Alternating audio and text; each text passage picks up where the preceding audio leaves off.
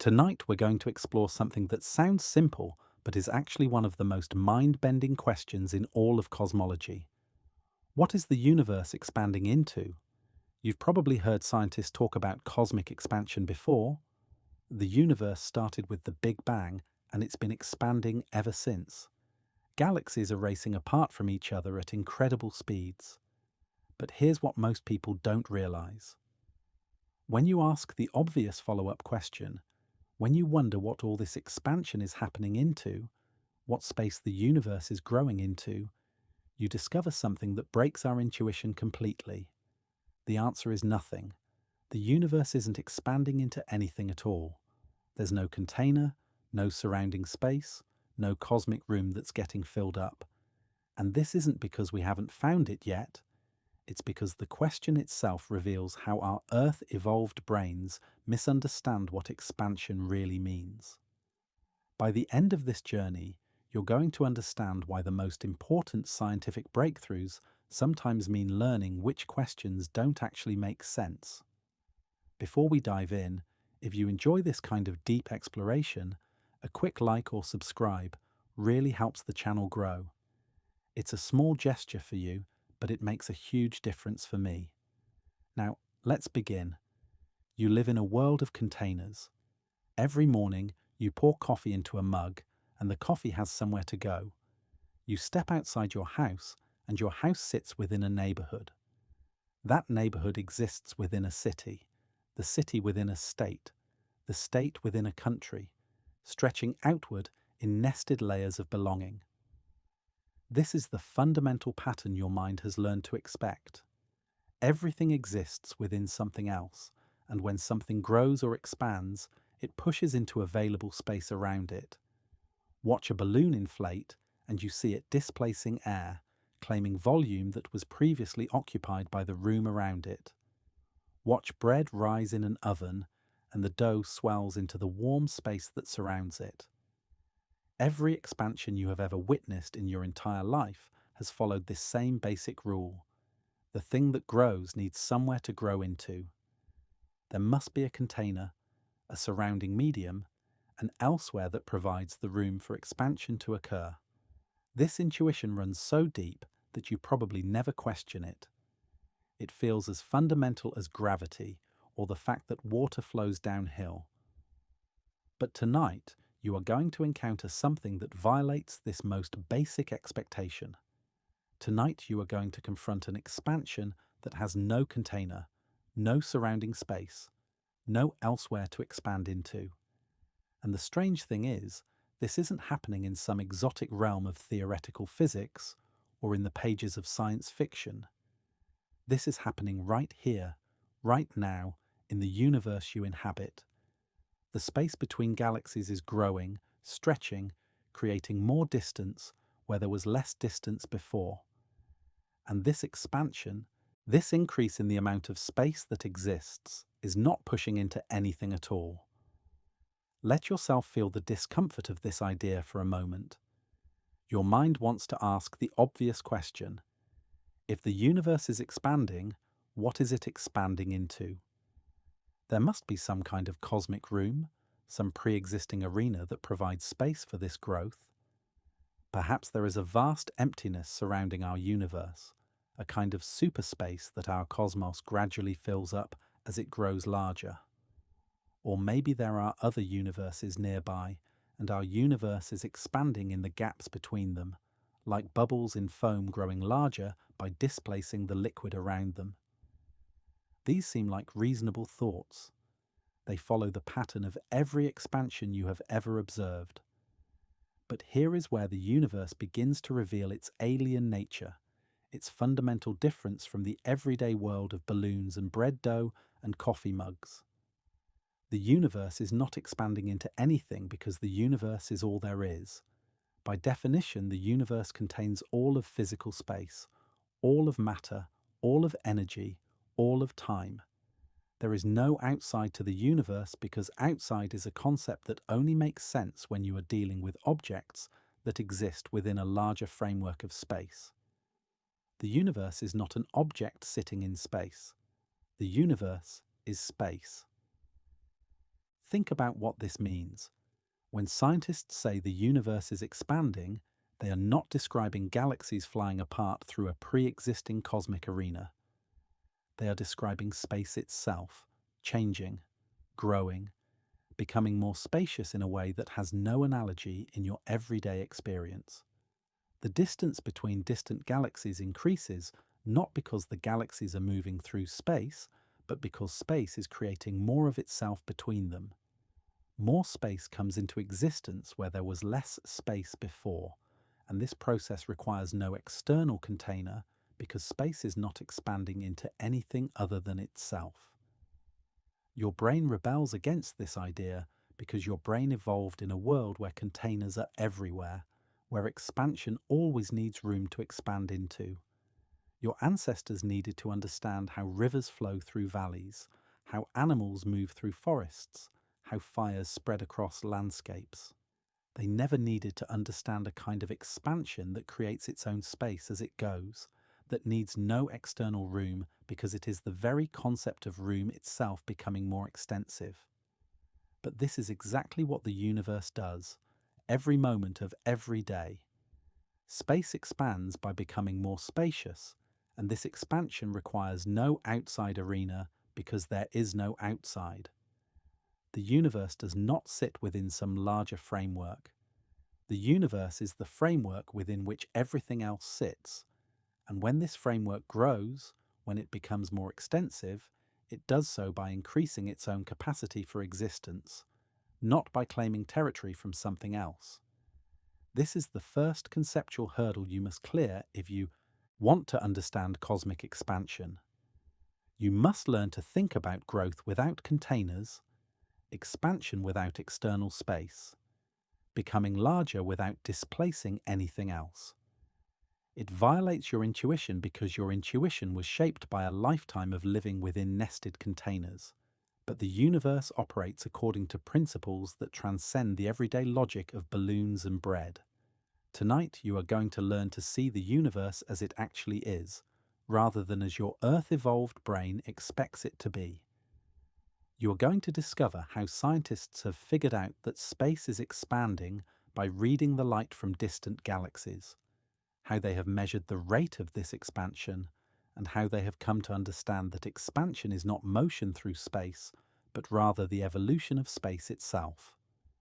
You are going to encounter evidence that will gradually replace your intuitive discomfort with something deeper. A sense of wonder at living within a cosmos that grows by creating more room for existence, more opportunity for matter and energy and time to unfold their possibilities. The journey ahead requires patience because you are learning to think in ways that contradict millions of years of evolutionary wisdom about containers and expansions. But every step will be grounded in observation, in measurement, in the careful accumulation of evidence that has allowed human beings to glimpse the true nature of the cosmos they inhabit. You will keep your feet firmly planted in what can be observed and measured, even when the observations lead to conclusions that make your everyday intuition feel inadequate. The universe is expanding into nothing, and by the end of this exploration, you will understand why that is not a limitation of our knowledge, but rather a profound insight into the nature of existence itself. When scientists first try to explain cosmic expansion to you, they almost always reach for familiar comparisons. They talk about balloons inflating, bread rising, raisins in expanding dough, dots painted on a stretching rubber sheet. These analogies feel comfortable because they translate the alien concept of expanding space into something your everyday experience can grasp. A balloon grows larger by pushing against the air around it. Bread dough swells by displacing the warm atmosphere of an oven. These are expansions you can visualize, expansions that follow the basic rules your mind expects. The balloon analogy is particularly popular among educators, and for good reason. Imagine the surface of a balloon with tiny dots drawn all over it to represent galaxies. As you inflate the balloon, every dot moves away from every other dot, and the farther apart two dots are, the faster they separate. This captures something essential about cosmic expansion. There is no single center from which everything flies apart. Every observer, sitting on any dot, sees all the other dots receding from their position. The expansion looks the same from everywhere, which matches what we actually observe in the real universe. The rising bread analogy works in a similar way. Picture a loaf of bread dough studded with raisins, sitting in a warm oven. As the dough rises, the raisins move apart from each other in all directions. A raisin in the center of the loaf sees other raisins moving away in all directions. A raisin near the edge sees the same pattern. The dough itself is expanding, carrying the raisins along with it, and from any raisin's perspective, the expansion appears uniform and centerless.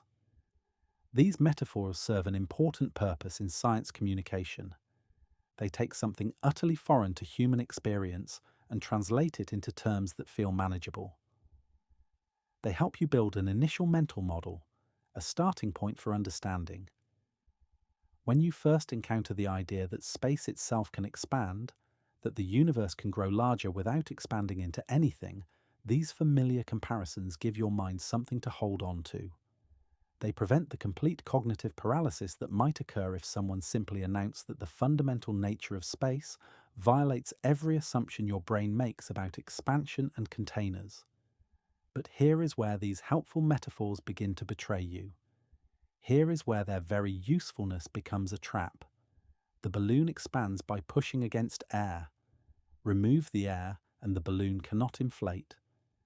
The bread rises by displacing the atmosphere of the oven. Remove the oven's warm air and the dough stays flat. Every expansion analogy you can think of requires something to expand into. Every familiar example follows the rule that growth needs external space, needs a surrounding medium, needs a container. And this is precisely what the universe does not have. The universe has no confirmed air to push against. It has no known oven to rise within. It has no surrounding medium and no external container. The very feature that makes these analogies accessible, the fact that they involve expansions within larger frameworks, is exactly what makes them ultimately misleading when applied to cosmic expansion. They smuggle in the assumption that there must be something outside, something surrounding, something providing room for growth. The balloon surface analogy gets closer to the truth, but only if you perform a very specific mental operation. You must imagine the two-dimensional surface of the balloon, not the three-dimensional balloon itself. You must think about the expansion of the surface without reference to the air inside or the room outside. This requires you to focus purely on the relationships between points on the surface, the way distances between them change as the surface stretches. But even this refined version of the analogy has limitations. In the real universe, there is no balloon material, no underlying fabric that stretches. There is only space itself, changing its own properties. The bread dough analogy faces the same problem. It works beautifully as long as you focus on the relationships between raisins and ignore the kitchen surrounding the oven. But your mind naturally wants to ask, what provides the heat for the dough to rise? What contains the rising dough? The moment you start thinking about the context that makes bread expansion possible, you are led back to the assumption that cosmic expansion must also have a context, must also have surroundings. This is the subtle trap that metaphors can set. They illuminate one aspect of a phenomenon by connecting it to familiar experience, but they also carry along hidden assumptions from that familiar experience. Every expansion you have ever witnessed has involved something expanding into something else. So when you hear about cosmic expansion through these analogies, your mind automatically assumes there must be something for the universe to expand into. The metaphor helps you understand the pattern of expansion, but misleads you about the context of expansion. The solution is not to abandon metaphor altogether. Metaphor is one of the most powerful tools human beings have for extending their understanding beyond direct experience. Instead, The solution is to use metaphor with discipline, to recognize both its illuminating power and its limitations. You can use the balloon analogy to understand why cosmic expansion has no center, but you must remember that unlike a balloon, the universe has no confirmed external space to expand into. You can use the bread dough analogy to visualize how space carries matter along as it expands. But you must remember that unlike bread dough, the universe has no surrounding oven. This disciplined approach to metaphor will serve you well as you journey deeper into cosmic expansion. You will encounter many more analogies in the chapters ahead, each designed to make some aspect of this phenomenon more accessible to your Earth-evolved imagination.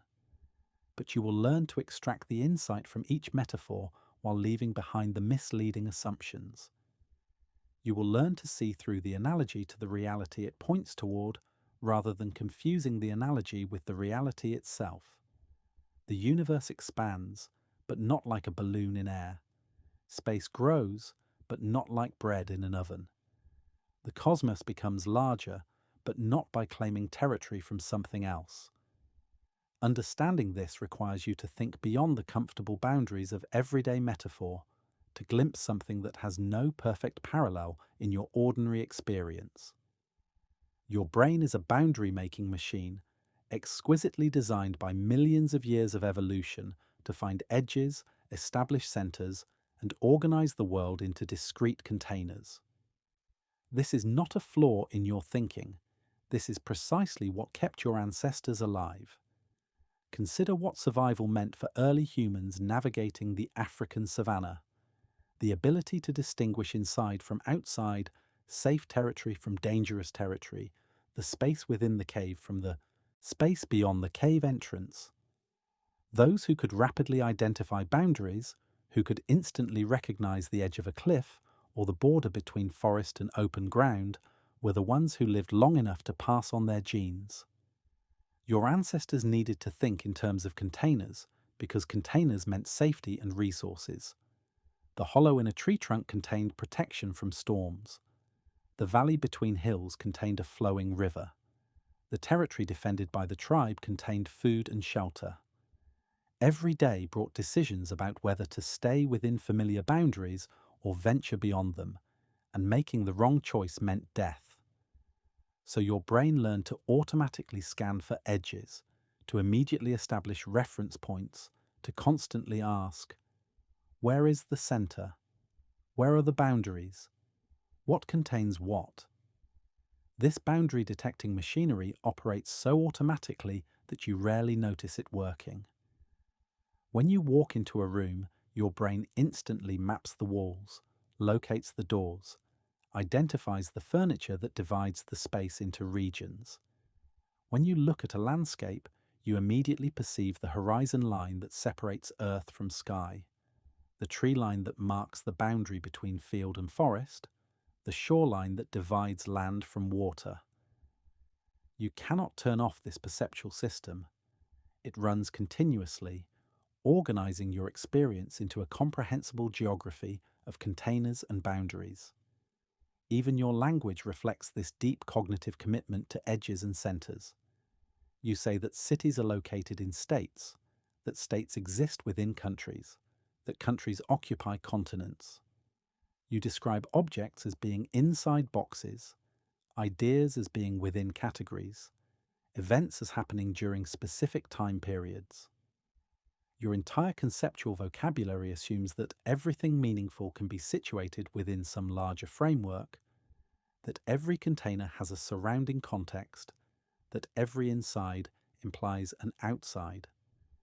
This mental architecture served your species beautifully for survival on Earth, but it creates profound confusion when you try to understand the cosmos. The universe presents you with something your boundary-making brain has never encountered, a reality that has no confirmed outside, no surrounding context, no larger container. When you ask what the universe is expanding into, you are doing what your brain has always done. You are automatically searching for the boundary, looking for the container, trying to establish the outside that must surround the inside. But the universe may not have an outside. It may be the ultimate boundary breaker, the one thing that exists without being contained by something else. This is where the deepest challenge of cosmology reveals itself. The challenge is not just learning new facts about distant galaxies or exotic forms of energy. The challenge is learning to think beyond the mental categories that evolution has hardwired into your brain. You must somehow grasp a form of existence that violates your most basic assumptions about how things can be organized in space. You must consider the possibility that your most automatic questions, the ones that feel most natural and obvious, might be based on assumptions that do not apply to the universe as a whole. Think about how strange this situation is. You have spent your entire life successfully navigating a world where every expansion has a container, where every growth requires external space, where every inside is surrounded by an outside. These patterns have proven so reliable that they feel like fundamental laws of reality. But now cosmologists are suggesting that the universe operates according to different principles, that it expands without needing external space, that it grows by creating more room for itself rather than by claiming territory from something else. Your brain naturally rebels against this suggestion because it seems to violate everything you have learned about how expansion works. But consider the possibility that this rebellion itself is the problem. Perhaps the universe is not violating the laws of expansion. Perhaps your Earth-evolved brain has learned a very specific set of rules about expansion, rules that apply perfectly to balloons and bread dough and territorial boundaries, but that simply do not extend to the cosmos as a whole. This is where science becomes most profound and most difficult. Sometimes the greatest scientific breakthroughs come not from finding new answers to old questions, but from recognizing that the questions themselves smuggle in assumptions that may not be valid. When you ask what the universe is expanding into, you are assuming that expansion must work the same way at the cosmic scale as it works at the human scale. You are assuming that the universe must be an object existing within some larger framework of space. But what if these assumptions are simply wrong? What if the most important step toward understanding cosmic expansion is learning to question the question itself? What if the phrase expanding into carries conceptual baggage from your experience with terrestrial expansions, baggage that becomes misleading when applied to the universe as a whole? This does not mean abandoning logic or embracing mystery for its own sake. It means becoming more precise about what expansion actually means in the context of cosmology, rather than assuming it must mean what expansion means in the context of everyday experience. The path forward requires intellectual humility. You must be willing to discover that your most intuitive questions might be based on faulty premises. You must be prepared to learn that the universe operates according to principles that your boundary-making brain never needed to understand. This is not a failure of human intelligence. This is intelligence expanding beyond the boundaries that originally defined it. Before you can understand what cosmic expansion really means, you must first understand what expansion has always meant in your everyday experience, and then carefully examine whether those familiar meanings apply to the universe as a whole. You must learn to distinguish between the observable facts about cosmic expansion and the assumptions your brain automatically adds to those facts. Only then can you begin to see the universe as it actually is, rather than as your Earth-evolved imagination expects it to be. The breakthrough that changed everything began with a simple observation, though it took decades for astronomers to recognize what they were seeing. In the early decades of the 20th century, as telescopes grew more powerful and photographic techniques improved, observers began to notice something peculiar about the light from distant galaxies. The light was shifted toward longer wavelengths, toward the red end of the spectrum, in a systematic way that seemed to follow a pattern. But it was not until the 1920s that this pattern revealed its profound significance. What astronomers discovered was a relationship so elegant and so fundamental that it revolutionized our understanding of the cosmos. They found that galaxies on average recede from us faster when they are farther away. Not just a little faster, but proportionally faster, following a precise mathematical relationship. A galaxy twice as distant moves away twice as quickly. A galaxy 10 times farther away recedes 10 times faster. This relationship, now known as the Hubble-Lemaitre law, established the first concrete evidence that space itself has a pattern, a large-scale structure that governs how distances change with time. At first glance, this might seem like exactly what you would expect from an enormous explosion. Imagine a bomb detonating, sending fragments flying in all directions. The fastest moving pieces travel farthest from the explosion site, while the slower pieces lag behind. After enough time has passed, you would indeed find that the most distant fragments are moving fastest, simply because speed determines how far something can travel in a given time.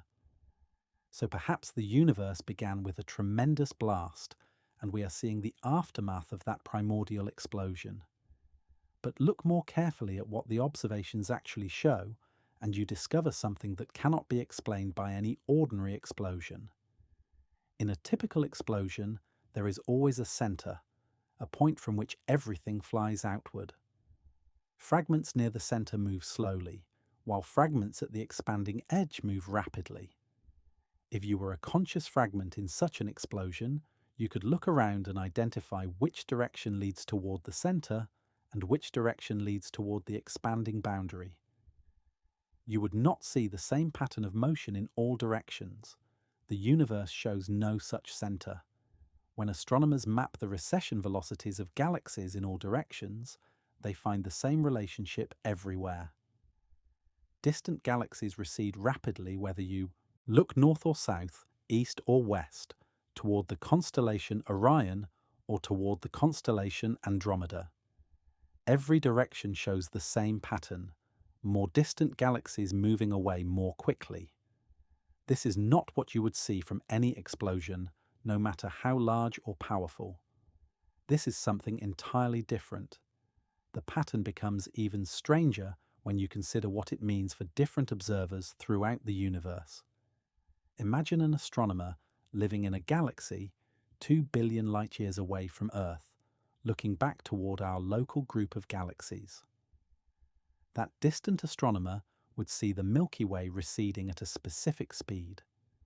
But when the same astronomer looks in the opposite direction, toward galaxies 2 billion light-years farther away, those galaxies also recede, and they recede faster than we do. From that observer's perspective, we are the nearby slow-moving galaxies, and the more distant ones are the fast-moving ones. This means that every observer, everywhere in the universe, sees the same basic pattern. Everyone sees distant galaxies receding faster than nearby ones. Everyone observes the same proportional relationship between distance and recession speed, but no one sees themselves at the center of the recession. No one occupies a special position from which the expansion appears to originate. The expansion looks the same from every vantage point, which is completely unlike what you would observe in any explosion that occurs within space. What astronomers gradually realized is that this pattern points to something far more profound than objects moving through space. The Hubble-Lemaitre relationship reveals that space itself has a large-scale property, a rule that governs how distances change with time throughout the cosmos. Rather than galaxies flying apart through a pre-existing arena of space, the distances between galaxies increase because space continuously creates more room between them. Think of it this way: the relationship between distance and recession speed is not primarily about motion. It is about the rate at which space generates more space. In regions where there is already more space between galaxies, there is more space available to expand, so the rate of distance increase is proportionally larger. This is why distant galaxies recede faster than nearby ones, not because they were thrown harder by some primordial explosion, but because there is more space between them and us to participate in the expansion. This insight transforms your understanding of what cosmic expansion actually means. Instead of picturing galaxies as projectiles flying through empty space, you begin to see them as markers embedded in a dynamic medium that is space itself. The galaxies are not primarily moving through space. They are being carried along by space as space itself grows more extensive. The expansion is not happening in space. It is happening to space. The Hubble-Lemaitre law gives you the first quantitative glimpse of this process. It tells you that space has a property you might call an expansion rate, a measure of how quickly distances grow throughout the cosmos. Currently, this rate means that for every million parsecs of distance between two galaxies, their separation increases by about 70 kilometers per second. This number, called the Hubble constant, quantifies the rate at which the universe creates new space. But this is only the beginning of the story. The pattern of recession velocities tells you that space is expanding, but it does not yet explain what expansion means or why it happens. To understand those deeper questions, you must look more carefully at the light itself, at the way photons carry information across the growing distances of the cosmos, stretching and changing as they travel through space that is itself evolving with time. Light is the universe's most faithful messenger, carrying information across vast distances with unwavering precision. Every photon that reaches your eye or your telescope has traveled through space for millions or billions of years, maintaining a detailed record of the journey it has taken and the conditions it has encountered along the way. When astronomers want to understand what is happening to space itself, they do not try to peer over the edge of the universe or imagine what might lie beyond its boundaries. Instead, they read the messages that light brings them, decoding the subtle ways that photons reveal the changing nature of the cosmos through which they travel. The most important message that light carries concerns something called redshift, and understanding redshift is essential to grasping how we know that space itself is expanding. When light is emitted by a distant galaxy, it begins its journey with a specific wavelength, a characteristic distance between successive wave peaks that determines the light's color and energy. But as this light travels through the cosmos, as it crosses the vast distances between galaxies, something remarkable happens to it. The wavelength gradually increases. The distance between wave peaks slowly grows larger. The light shifts toward longer wavelengths, toward the red end of the electromagnetic spectrum.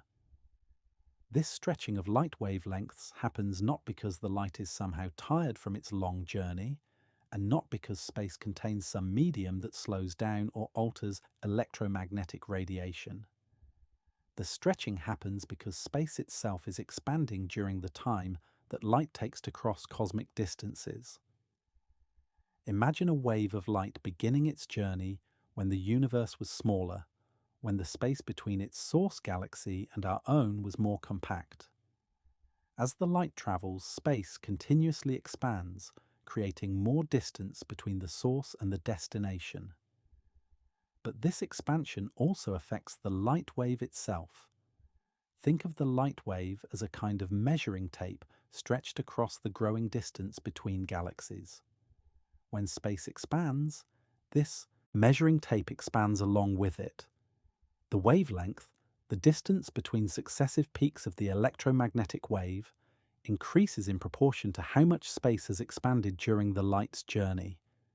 A photon that began with a wavelength of 500 nanometers might arrive with a wavelength of 600 nanometers if space expanded by 20% during its transit. The light has been redshifted by the expansion of space. This redshift serves as a direct probe of cosmic expansion, a way of measuring how much the universe has grown between the time light was emitted and the time it was received. When you observe light from a galaxy 1 billion light-years away, You are seeing that galaxy as it was 1 billion years ago when the light began its journey. But the redshift tells you how much space has expanded during that billion-year interval. The greater the redshift, the more expansion has occurred, and therefore the farther away the source galaxy must be. The beauty of this technique is that it allows you to map the expansion history of the universe using nothing more than careful observations of light spectra. Every distant galaxy carries a redshift signature that reveals both its distance and the rate of cosmic expansion when its light was emitted. By studying thousands of galaxies at different distances, astronomers can reconstruct how the expansion rate has changed over billions of years of cosmic history. But redshift reveals something even more profound about the nature of cosmic expansion. The amount of redshift depends not just on how far light has travelled, but on when that journey took place. Light that travelled during periods of faster expansion gets stretched more than light that travelled during periods of slower expansion. This means that the same physical distance, measured at different epochs in cosmic history, corresponds to different amounts of observed redshift.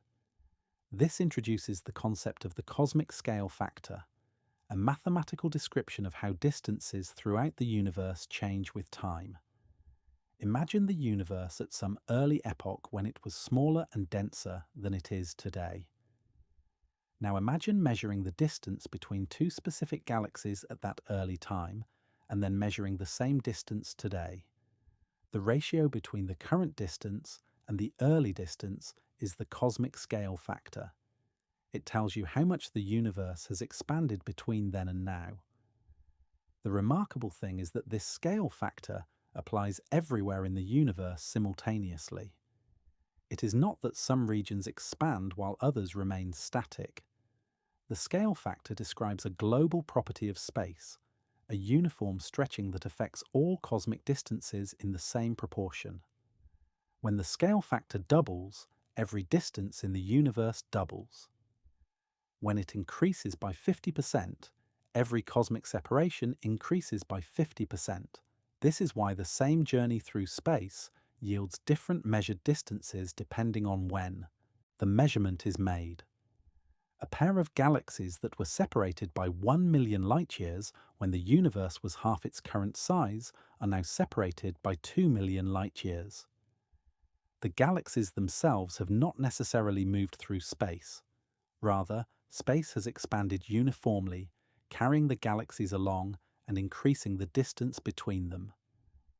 Light redshift allows you to witness this process directly. When you observe a distant galaxy, the redshift tells you the value of the cosmic scale factor when that light was emitted compared to its value today. This gives you a direct measurement of how much the universe has expanded during the light travel time. You are not inferring expansion by trying to imagine what lies beyond the cosmic boundaries. You are measuring expansion by reading the history that light carries within its wavelength. The universe leaves its fingerprints in every photon that traverses cosmic distances. These fingerprints reveal a cosmos that grows by stretching itself, creating more space between distant objects not through any kind of motion into external territory, but through a fundamental property of space itself. Light becomes a cosmic measuring tape that stretches along with the universe, recording the expansion in its wavelength and delivering that information directly to your telescopes. This is how we know that space expands, not through philosophical speculation about what might exist beyond the universe, but through careful measurement of how the universe affects the light that travels through it. Behind every profound scientific insight lies a mathematical framework that captures the essence of what nature is actually doing. In the case of cosmic expansion, that framework emerged from the work of mathematicians and physicists who tried to describe the large-scale structure of the universe using the language of geometry. What they discovered was a way of thinking about space and time that transforms the entire meaning of cosmic expansion, shifting it from a story about objects moving through space to a story about space itself evolving according to mathematical principles. The framework is known as the Robertson-Walker metric, or sometimes the Friedmann-Lemaitre-Robertson-Walker solution, named after the scientists who developed its mathematical foundations in the early decades of the 20th century. But do not let the technical nomenclature intimidate you. At its heart, this framework captures two simple assumptions about the universe, assumptions that turn out to have profound consequences for understanding cosmic expansion. The first assumption is homogeneity, the idea that the universe looks roughly the same at every location when you average over sufficiently large scales. This does not mean that every cubic meter of space contains identical contents. Obviously, some regions contain galaxies, while others contain empty space. Some areas are dense with matter, while others are nearly vacant. But when you look at truly cosmic scales, when you average over volumes large enough to contain many galaxies, the density and composition of the universe appears remarkably uniform. Matter is distributed evenly, energy density is consistent, and the large-scale properties of space are the same everywhere. The second assumption is isotropy, the idea that the universe looks the same in every direction from any given location. Again, this requires averaging over large scales. When you look toward the constellation Orion, you see different stars and galaxies than when you look toward Andromeda.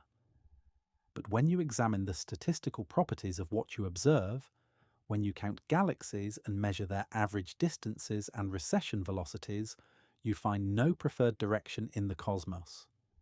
The universe does not have a cosmic north or south, no special axis around which everything revolves, no directional bias in its large-scale structure.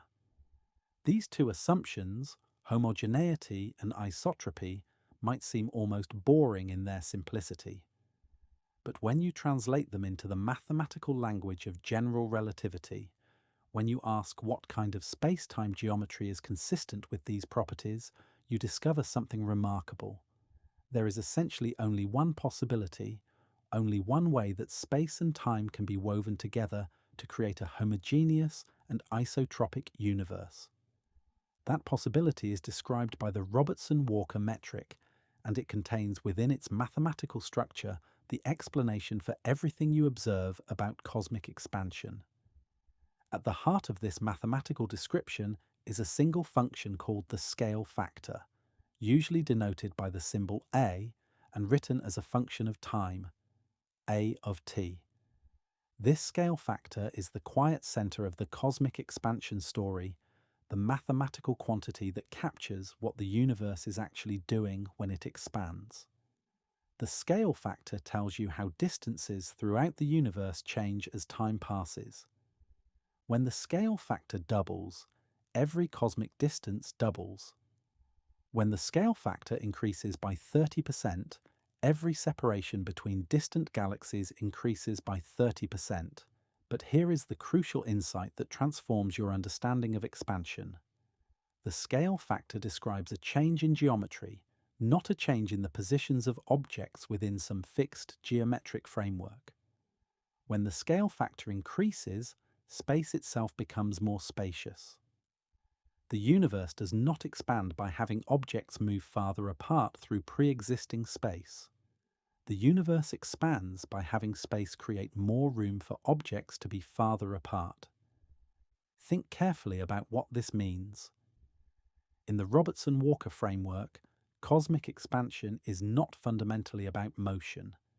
It is about the evolution of space-time geometry. The scale factor a of t describes how the geometric relationships between events in space-time change as the universe ages. When astronomers talk about galaxies receding from each other, they are describing the observational consequences of this geometric evolution, not the motion of galaxies through some external arena. This geometric understanding of expansion explains why every observer sees the same pattern of recession velocities. It is not that we occupy some special location in the universe from which expansion appears uniform. It is that expansion is a property of space-time geometry itself, and geometry has the same properties everywhere. Just as the angles of a triangle add up to 180 degrees, regardless of where you draw the triangle, cosmic expansion follows the same mathematical rules, regardless of where you observe it from. The scale factor also explains why the expansion has no center and no edge. Centers and edges are concepts that apply to objects existing within space, but the scale factor describes the evolution of space itself. When space expands geometrically, it does not expand outward from some central point into surrounding territory. It expands by increasing the scale of all geometric relationships simultaneously and uniformly. This geometric perspective plants a crucial seed in your understanding. If cosmic expansion is fundamentally about the evolution of space-time geometry, then asking what the universe expands into may be asking the wrong category of question entirely. Geometry does not expand into anything external to itself. Geometry simply evolves according to mathematical rules, changing its own properties without requiring any surrounding framework to change into. The Robertson-Walker metric gives you a new way of thinking about the universe, one that frees you from the assumption that expansion must work like the familiar expansions of everyday experience. In this framework, the universe is not an object that grows larger by claiming territory from something else.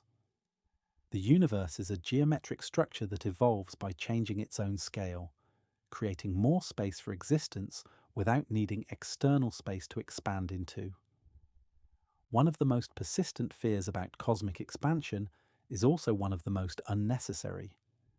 When people first learn that space itself is expanding, that the universe grows more spacious with time, they often worry about what this means for themselves and everything around them. If space is expanding everywhere, they wonder, then surely everything within space must be expanding as well. Perhaps atoms are gradually growing larger, making molecules bigger, causing people to slowly inflate, turning planets into balloons that will eventually burst from internal pressure. This fear, while understandable, rests on a fundamental misunderstanding of how cosmic expansion actually works. The truth is both more subtle and more reassuring than this nightmare scenario suggests. Cosmic expansion does not stretch every object uniformly. It does not make atoms larger, or people taller, or planets more voluminous. Instead, expansion operates as a large-scale average rule, a background tendency that affects only those systems that are not held together by forces strong enough to resist it. Your body is not expanding because the electromagnetic forces that bind your atoms together are immensely stronger than the gentle pull of cosmic expansion. The Earth is not inflating because gravity holds its mass together with a grip far firmer than expansion can overcome.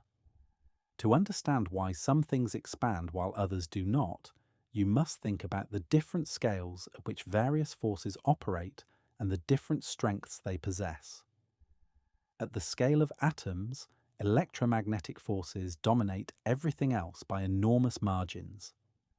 The attraction between electrons and nuclei, the bonds between atoms in molecules, the forces that give solid matter its structural integrity are all electromagnetic in nature, and they are extraordinarily powerful compared to the effects of cosmic expansion. An atom does not care that space is expanding because the forces holding its electrons in orbit are billions upon billions of times stronger than any tendency for expansion to pull those electrons away from the nucleus. The same principle applies at larger scales, though the relevant forces change. Your body maintains its size and shape, not because space has stopped expanding around you, but because the molecular bonds that hold your cells together, the chemical processes that maintain your biological structure, and the electromagnetic forces that keep your atoms properly arranged are all far stronger than the mild background expansion of space. Even if you lived for billions of years, cosmic expansion would have no measurable effect on your physical dimensions. Moving up to planetary scales, gravity becomes the dominant force.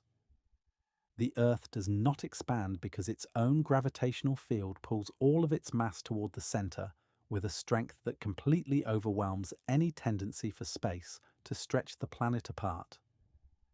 The same applies to the solar system. The gravitational bonds between the Sun and planets, between planets and their moons, are strong enough to maintain stable orbits, despite the expansion of space. The distance between Earth and Sun does not increase because of cosmic expansion. The length of the year does not change. The seasons arrive on schedule. Even at the scale of galaxies, gravity usually wins the competition with expansion. Our Milky Way galaxy is held together by the combined gravitational attraction of hundreds of billions of stars, plus vast amounts of dark matter, creating a gravitational well deep enough to resist expansion entirely. The distance between our solar system and the galactic center remains essentially constant over cosmic time. The spiral arms maintain their structure. The galaxy rotates as a coherent unit, unaffected by the expansion happening in the space between galaxies. This is the key distinction you must understand. Expansion affects the space between gravitationally unbound systems, but not the space within gravitationally bound systems. Two galaxies that belong to different galaxy clusters will see the distance between them increase over time as space expands. But two stars within the same galaxy, two planets within the same solar system, two atoms within the same molecule remain at essentially constant separation because the forces binding them together are stronger than the expansion of space. The boundary between what expands and what does not is determined by a kind of cosmic competition between expansion and the various forces that hold objects together. Where binding forces are strong, expansion loses and distances remain constant. Where binding forces are weak or absent, expansion wins and distances increase over time. This competition plays out differently at different scales throughout the universe, creating a complex hierarchy of bound and unbound systems. Galaxy clusters represent an intermediate case where the outcome of this competition can vary. Some galaxy clusters are tightly bound by gravity and maintain their structure despite expansion. Others are more loosely bound and may gradually disperse as expansion stretches the space between their member galaxies. Still others are not bound at all, and their apparent clustering represents a temporary gathering of galaxies that will separate as the universe continues to expand. But it is at the largest scales, far beyond any galaxy cluster, where expansion dominates completely.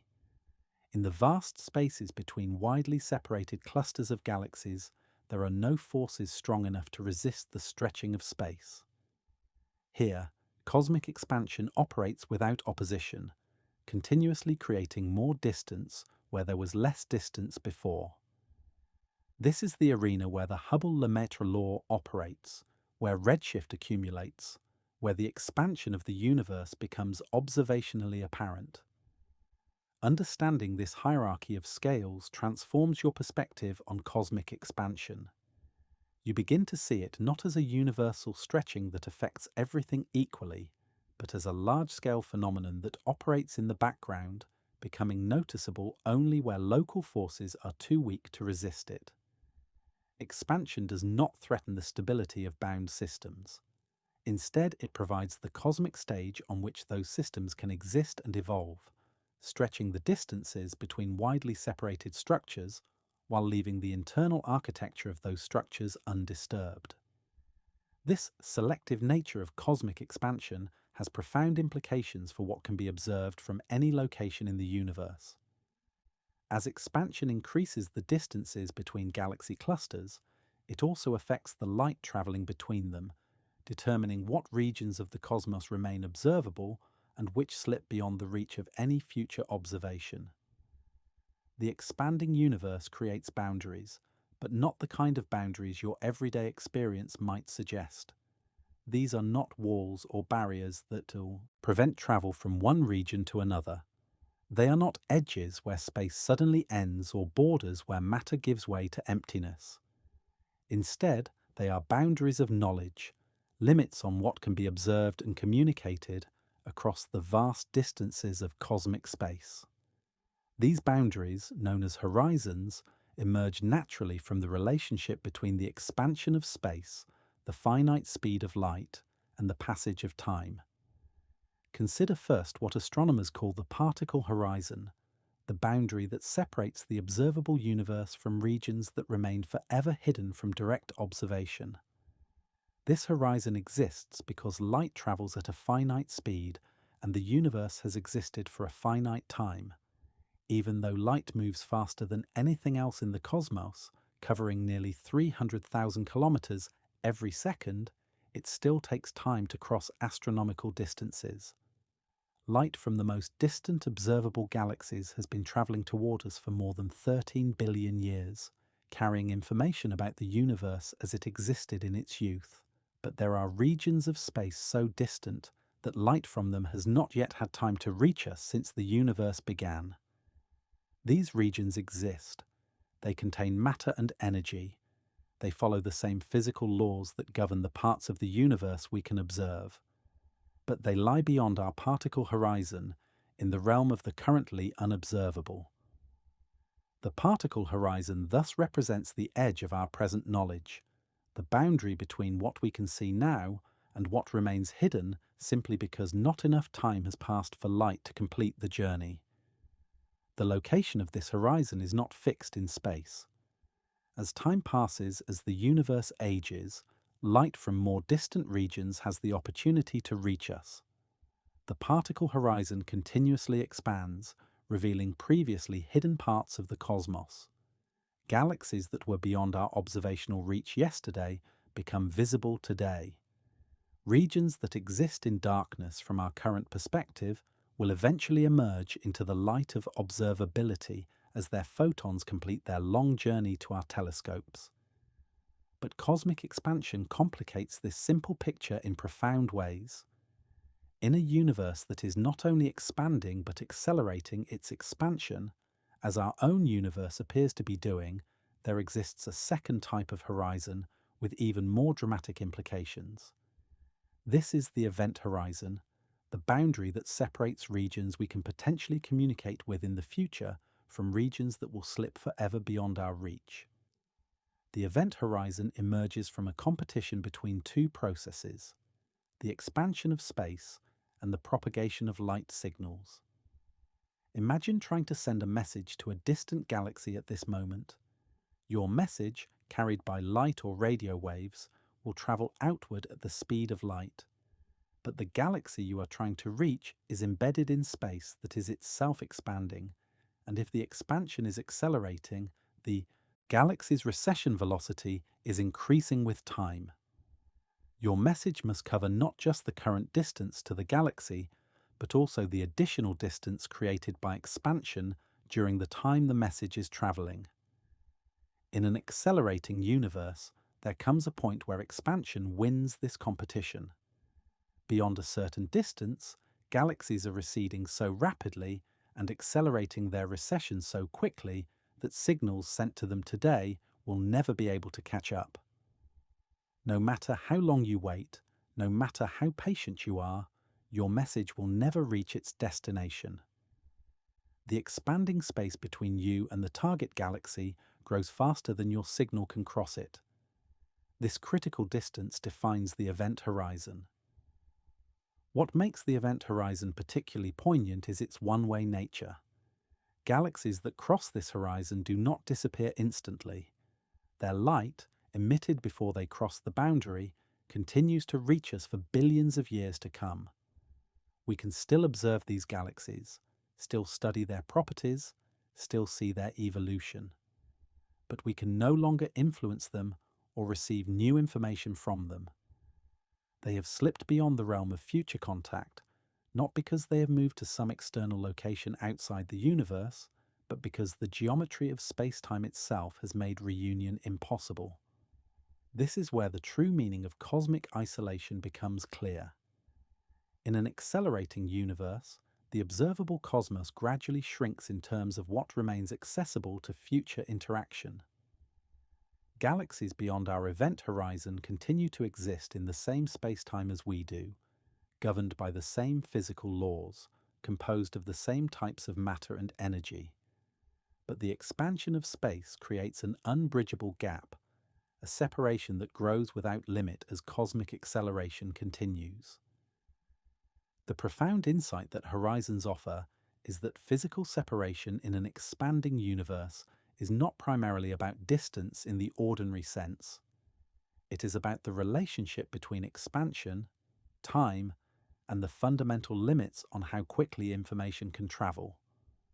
Two regions can become causally disconnected, unable to exchange signals or influence each other's future evolution, while remaining parts of the same continuous spacetime manifold. These horizons exist not because the universe has edges or boundaries in the traditional sense, but because expansion creates a dynamic relationship between space and time that limits what can be observed and what can be reached. They represent boundaries of knowledge and communication rather than boundaries of existence. The universe beyond our horizons does not cease to exist. It simply becomes inaccessible, slipping into a realm where observation becomes impossible and communication fails not because of any barrier in space, but because of the very nature of how space evolves. Understanding horizons prepares you for the central question that has guided this entire exploration. If the universe expands by creating more space rather than by moving into external territory, if horizons represent limits on observation rather than edges of existence, then perhaps the question of what the universe expands into reflects a misunderstanding of what expansion actually means. Perhaps the universe does not expand into anything at all, and recognizing this represents not ignorance, but insight into the true nature of cosmic growth. Now you are ready to confront the question directly, without the comfortable buffer of analogies or the gradual build-up of observational evidence.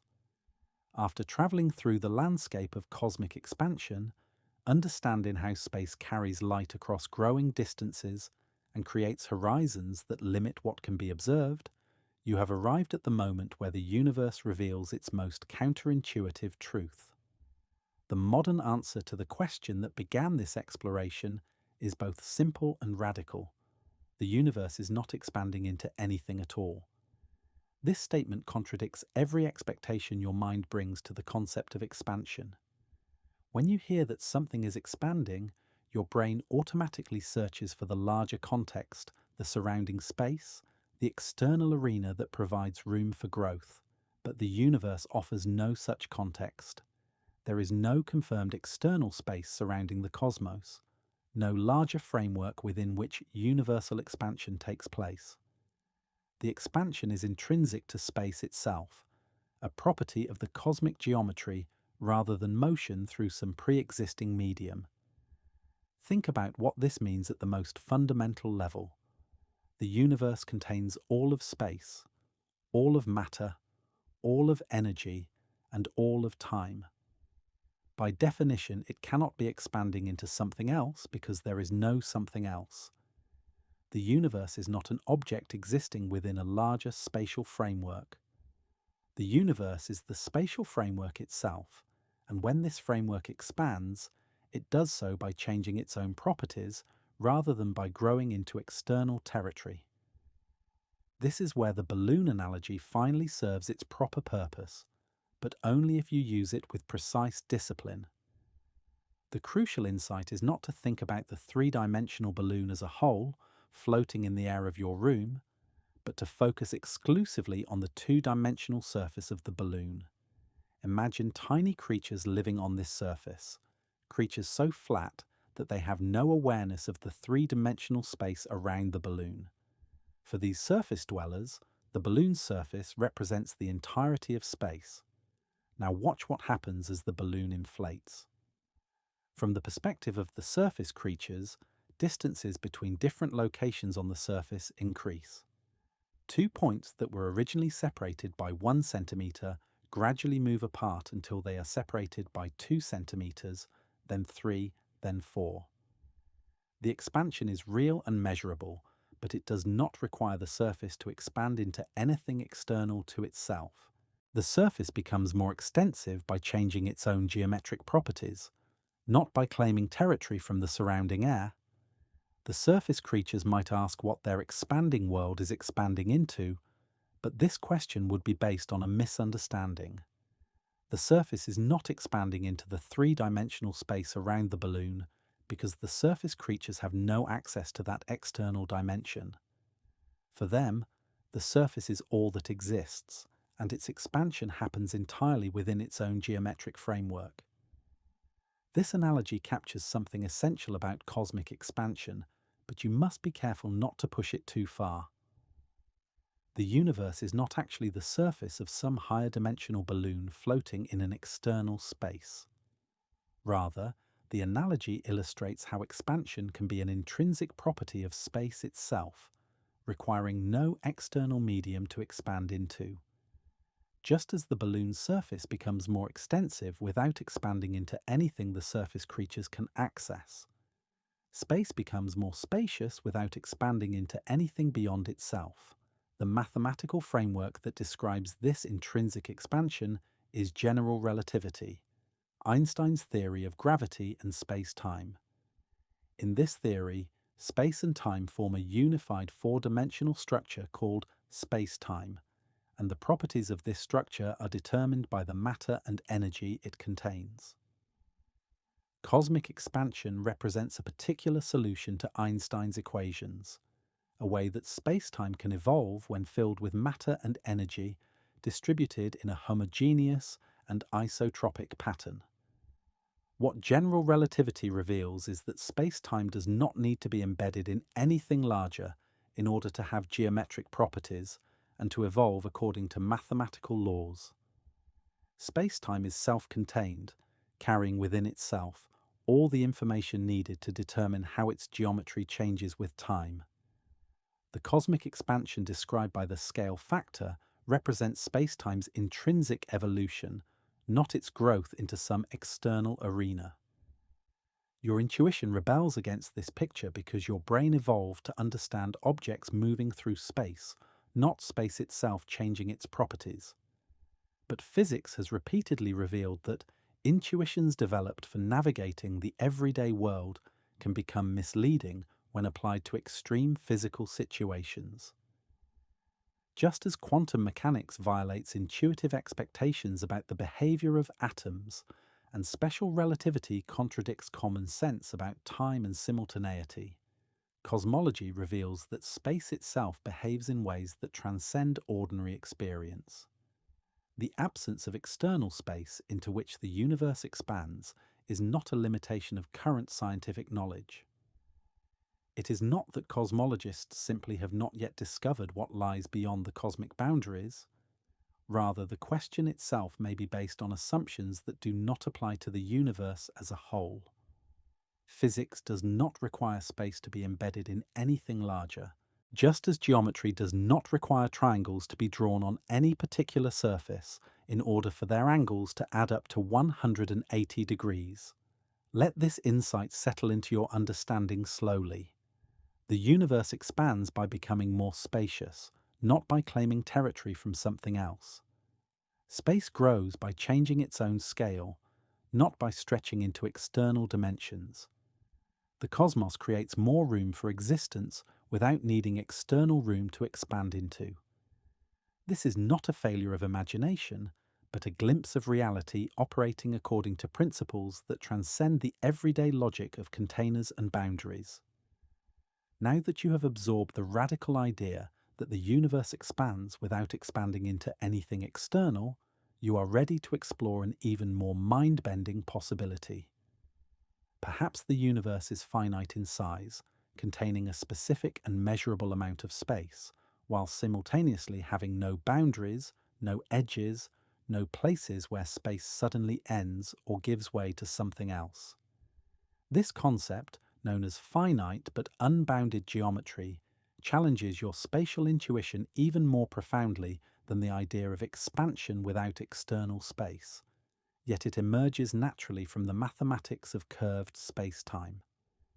To understand how something can be finite, yet boundaryless, begin with a familiar example that your mind can easily visualize. Consider the surface of the Earth. This surface has a definite measurable area. You could calculate exactly how many square kilometers of surface area exist on our planet, and that number would be finite. Yet the surface has no edge. You can travel in any direction on the Earth's surface for as long as you wish, and you will never encounter a boundary where the surface ends. Never find a place where you might fall off the edge into some external space. The reason the Earth's surface can be finite without having boundaries is that it curves back on itself. Travel far enough in any direction, and you eventually return to your starting point. The surface is closed, meaning it forms a complete self-contained structure with no loose ends, no gaps, no places where additional surface would need to be attached. The finite area is achieved not by having the surface terminate at some boundary, but by having it curve around to meet itself. Now extend this concept to three-dimensional space, though this extension requires a considerable leap of imagination. Just as the two-dimensional surface of the Earth can curve through three-dimensional space to form a closed, finite, boundaryless structure, three-dimensional space itself might curve through higher dimensions to form what mathematicians call a three-sphere or hypersphere. This would be a three-dimensional space that has finite volume but no boundaries, a cosmos you could traverse forever without ever encountering an edge. Visualizing a three-sphere directly is impossible because your visual system evolved to process three-dimensional information, not four-dimensional geometry, but you can understand its properties by analogy. Just as a traveler on the Earth's surface who journeys continuously in one direction eventually returns to the starting point, a traveler through a three-sphere who moves persistently in one direction through three-dimensional space would eventually arrive back at the departure point. The space would curve back on itself in a way that creates a finite volume without requiring any boundaries. This possibility transforms your understanding of cosmic expansion in subtle but important ways. If the universe has the geometry of a three-sphere, then cosmic expansion represents an increase in the radius of curvature of this hypersphere. The finite volume of space grows larger, but not by expanding into external dimensions.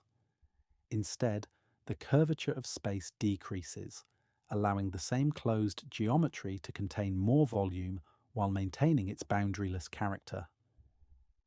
Think about what this means for an observer living within such a universe. As space expands, distances between galaxies increase. Light becomes redshifted during its journey across cosmic distances, and the relationship between distance and recession velocity follows the familiar Hubble-Lemaitre law. All the observable consequences of expansion remain exactly the same as they would be in an infinite universe. The finite, closed nature of the geometry reveals itself only through subtle effects that might be detectable through careful observation of the cosmic microwave background or the statistical distribution of galaxies on the larger scales. The closed finite universe offers a particularly elegant resolution to the question of what the universe expands into. The expansion increases the amount of space that exists, but this increase happens entirely within the finite, closed geometry of the three-sphere. No external space is required because the expansion represents a change in the internal properties of a self-contained geometric structure. The universe creates more room for itself by decreasing its curvature, not by claiming territory from anything outside itself. But a finite, closed universe is not the only possibility consistent with current observations. The geometry of space might instead be flat or even negatively curved, and either of these alternatives could correspond to an infinite universe. In a flat, infinite universe, expansion would represent a uniform stretching of space that extends without limit in all directions. In a negatively curved infinite universe, space would have a saddle-like geometry that also extends infinitely while becoming less negatively curved as expansion proceeds. The remarkable thing is that all three geometric possibilities, closed finite, flat infinite, and open infinite, lead to the same observational consequences for cosmic expansion. In each case, space expands by changing its intrinsic properties rather than by growing into external territory. In each case, the expansion has no center and no edge that moves outward into surrounding space. In each case, every observer sees distant galaxies receding according to the same mathematical relationship between distance and velocity. This geometric perspective on expansion offers a deeply satisfying intellectual resolution to the boundary problem that has troubled your intuition throughout this exploration. Whether the universe is finite or infinite, whether it curves back on itself or extends without limit, the expansion process operates entirely within the universe's own geometric structure. There is no need for external space because expansion is not fundamentally about space growing into something else. Expansion is about space changing its own properties, becoming more extensive or less curved, or more voluminous through purely internal processes. The possibility of a finite but boundaryless universe also provides a concrete example of how scientific thinking can transcend the limitations of everyday spatial intuition. Your mind expects finite things to have boundaries because every finite object in your experience exists within a larger spatial context. But the universe potentially represents a finite structure that contains all of space within itself, achieving its finite character through curvature rather than through boundaries that separate inside from outside. The moment has arrived to deliver the answer that modern cosmology provides to the question that initiated this entire exploration. After building your understanding through observations of redshift, mathematical frameworks describing spacetime geometry, and the subtle interplay between expansion and gravitational binding, you are ready to hear the response that will initially seem impossible, but gradually reveals itself as the only possibility consistent with the evidence. The universe is not expanding into anything at all. This statement strikes most people as nonsensical when they first encounter it. Your mind immediately protests with the obvious question: how can something expand without expanding into something else? Every expansion you have witnessed in your daily life involves growth into available space. Balloons expand into surrounding air. Plants grow into the space around them. Cities expand into the countryside. The very concept of expansion seems to require a pre-existing spatial framework that provides room for the expanding object. But the universe operates according to different principles that transcend the familiar logic of objects growing within containers. The key to understanding this seemingly impossible answer lies in recognizing what the universe actually is. The universe is not an object that exists within space. The universe is space itself, along with all the matter, energy, and time that space contains.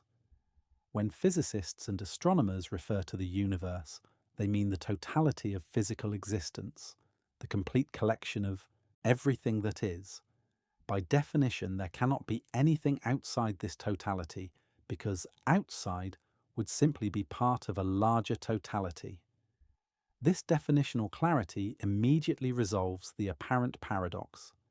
If the universe contains all of space, then there is no external space for it to expand into. The expansion must therefore be an intrinsic property of space itself, a change in the geometric relationships that define cosmic distances, rather than growth into some surrounding medium. When space expands, it does not push against boundaries or displace external material. Instead, space changes its own properties, becoming more extensive through processes that occur entirely within its own structure. Return now to the balloon analogy, but use it with the precise discipline it requires to illuminate rather than mislead. The crucial insight is to focus exclusively on the two-dimensional surface of the balloon, while completely ignoring the three-dimensional air that surrounds it. Imagine creatures so flat that they exist only on the surface, with no awareness of dimensions beyond their two-dimensional world. For these surface dwellers, The balloon surface represents the entirety of space. When the balloon inflates, distances measured along the surface increase. 2 points that were originally 1 centimeter apart gradually separate until they are 2 centimeters apart, then 3, then 4. The expansion is real and measurable, but it does not occur by the surface expanding into anything accessible to the surface creatures. The surface becomes more extensive by changing its own geometric properties, increasing its curvature radius, and creating more area without requiring external space to expand into. This analogy captures the essential character of cosmic expansion while avoiding the trap of assuming that expansion must work like the familiar expansions of everyday experience. The universe expands by becoming more spacious, not by claiming territory from something external to itself. Space grows by changing its intrinsic geometry, not by stretching into dimensions beyond itself. The mathematical description of this intrinsic expansion emerges from general relativity, Einstein's theory that describes gravity as the curvature of space-time. In this framework, space and time form a unified four-dimensional structure whose properties are determined by the matter and energy it contains. The expanding universe represents a particular solution to Einstein's equations, describing how space-time evolves when filled with matter and energy distributed in a homogeneous and isotropic pattern. What general relativity reveals is that space-time requires no external embedding in order to have geometric properties and to evolve according to mathematical laws. Space-time is self-contained, carrying within its own structure all the information needed to determine how its geometry changes with time. The cosmic expansion described by the scale factor represents the intrinsic evolution of this four-dimensional structure, not its growth into some higher dimensional arena. Your intuition struggles with this picture because it violates the most basic assumptions your brain makes about expansion and containers. But scientific understanding has repeatedly revealed that intuitions developed for navigating the everyday world can become misleading when applied to extreme physical situations. The behavior of atoms violates common sense about the definite properties of objects. The relationship between space and time contradicts everyday assumptions about simultaneity and duration. Similarly, cosmic expansion operates according to principles that transcend ordinary spatial logic. The absence of external space into which the universe expands represents not a limitation of current scientific knowledge, but rather a profound insight into the nature of physical existence. Cosmologists have not simply failed to discover what lies beyond cosmic boundaries. Rather, the evidence suggests that the question itself is based on assumptions that do not apply to the totality of physical reality. The universe does not need external space because it is space, and space does not need to be embedded in anything larger in order to change its own properties. Allow this understanding to settle gradually into your thinking. The universe expands by becoming more spacious, not by conquering external territory. Space grows by evolving its own geometry, not by stretching into higher dimensions. The cosmos creates more room for existence without requiring external room to expand into. This represents not a failure of imagination, but a glimpse of reality operating according to principles more fundamental than the everyday logic of containers and boundaries that shaped your spatial intuitions. Understanding that the universe expands without expanding into anything leads naturally to a deeper question about the nature of space itself. If space has geometric properties that can change with time, if expansion represents an evolution of cosmic geometry rather than motion through a pre-existing framework, then what kind of geometry does space actually possess? This question opens a fascinating chapter in modern cosmology, one that connects the abstract mathematics of curved surfaces to the most fundamental properties of the cosmos you inhabit. The geometry of space, it turns out, can take one of three basic forms, each with profoundly different implications for the ultimate fate and structure of the universe. These three possibilities emerge from the mathematical analysis of how space-time can be curved by the matter and energy it contains, and they correspond to the three ways that two-dimensional surfaces can be curved in three-dimensional space. But unlike the familiar surfaces of everyday experience, the curvature of three-dimensional space extends into dimensions that you cannot directly visualize. The first possibility is positive curvature, a geometry analogous to the surface of a sphere. Just as the surface of a basketball curves back on itself to form a closed, finite area, space with positive curvature forms a closed, finite volume.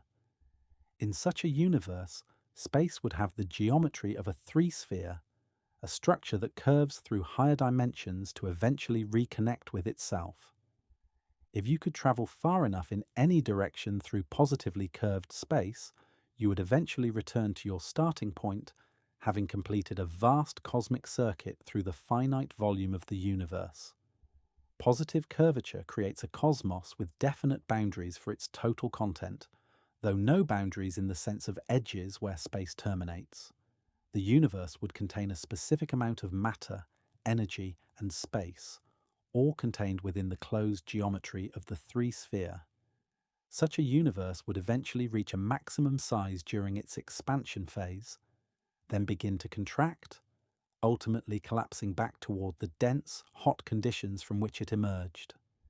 This scenario, sometimes called the Big Crunch, represents one possible ultimate fate for a positively curved cosmos. The second possibility is zero curvature, a geometry analogous to a flat sheet of paper that extends infinitely in all directions. Space with zero curvature is perfectly flat on the largest scales, meaning that the geometric relationships you learned in high school mathematics hold true throughout the cosmos. Parallel lines remain parallel forever. The angles of triangles add up to exactly 180 degrees, and the familiar rules of Euclidean geometry describe the structure of space accurately across all distances. A flat universe presents interesting questions about its ultimate extent. While zero curvature is consistent with infinite space, extending without limit in all directions, it does not require such infinite extent. Space could be flat over the regions we can observe, while still having a finite total volume if it connects to itself in ways that create closed loops on cosmic scales. The key insight is that local geometry, the curvature properties you can measure in your immediate neighborhood of space, does not completely determine global topology, the way space connects to itself on the largest possible scales. The third possibility is negative curvature, a geometry analogous to a saddle-shaped surface that curves away from itself in opposite directions. Space with negative curvature has the mathematical properties of hyperbolic geometry, where parallel lines gradually diverge. Triangles have angles that sum to less than 180 degrees, and the familiar rules of flat space geometry break down in systematic ways. Negatively curved space extends infinitely in all directions, creating a universe with unlimited room for matter, energy, and future expansion. A negatively curved universe expands forever, with the expansion rate gradually slowing but never stopping completely. The infinite volume of such a cosmos means that it contains unlimited amounts of matter and energy, distributed according to the same patterns of homogeneity and isotropy that characterize the observable regions. This represents another possible ultimate fate: eternal expansion through ever-increasing volumes of hyperbolic space. Determining which of these three geometric possibilities describes our actual universe requires careful observation and measurement. The most powerful evidence comes from studies of the cosmic microwave background radiation, the ancient light that has traveled to us from the early universe when space was filled with hot, glowing gas. This radiation carries subtle imprints of the universe's geometric properties, encoded in tiny temperature variations that reflect the acoustic waves that once travelled through the primordial plasma. The Planck satellite, launched to study this cosmic background radiation with unprecedented precision, has provided measurements that strongly favour the flat geometry scenario. When combined with other observational evidence, particularly the patterns observed in the large-scale distribution of galaxies known as baryon acoustic oscillations, the data consistently points toward a universe with zero curvature, within the uncertainties of current measurements. But this observational conclusion comes with important subtleties that prevent overconfident interpretations. When astronomers say the universe appears to be flat, they mean that space has zero curvature over the scales they can observe and measure. This does not automatically imply that space extends infinitely in all directions, because geometry and topology are distinct concepts. Space could be locally flat while still having a finite total volume if it connects to itself through topological relationships that create a closed, bounded structure on scales larger than current observations can probe. Furthermore, the measurements showing zero curvature come with inherent uncertainties. While the evidence strongly favours flatness, it does not completely rule out very slight positive or negative curvature that might become detectable with more precise observations. The universe could have a geometry very close to flat while still being slightly curved in one direction or the other, with consequences for its ultimate fate that would become apparent only over vastly longer timescales than human civilization has existed. The question of space's geometry thus remains one of the most profound open problems in cosmology, connecting abstract mathematical concepts to the ultimate nature and destiny of physical existence itself. The discovery that our universe appears to have flat geometry opens the door to an even more intriguing question, one that takes you beyond the local curvature of space into the realm of global connectivity. This deeper inquiry is called topology, and it addresses not how space curves in your immediate neighbourhood, but how space connects to itself across the largest possible scales. Topology reveals that even in a universe with perfectly flat local geometry, space might still loop back on itself in ways that create a finite cosmos with no boundaries, a possibility that adds new layers of mystery to the question of what lies beyond the observable universe. To understand how topology differs from geometry, consider a simple analogy that illustrates the distinction. Imagine two different surfaces, an infinite flat plane extending without limit in all directions, and a flat rectangular sheet that has been carefully connected at its edges to form the surface of a torus, a donut-shaped structure. Both surfaces are perfectly flat in their local geometry.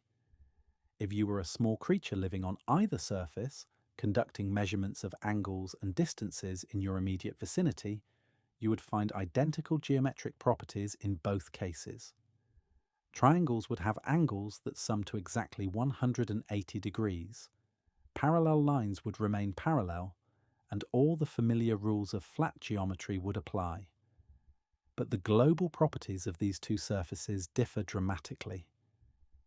On the infinite plane, you could travel forever in any direction without ever returning to your starting point.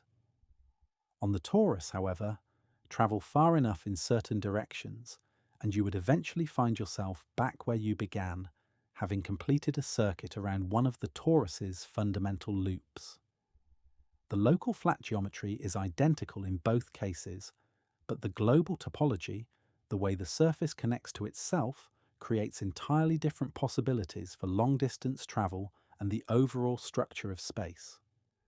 This same distinction between geometry and topology applies to three-dimensional space. A universe can have flat local geometry while possessing a topology that causes space to connect back to itself on cosmic scales. The most straightforward example would be a three-dimensional version of the torus, sometimes called a three-torus, where space forms loops in all three spatial directions. In such a universe, travelling far enough in any direction would eventually bring you back to your starting location, even though space would be perfectly flat throughout the journey. Picture what this would mean for your cosmic perspective. Imagine looking through powerful telescopes toward distant galaxies in opposite directions.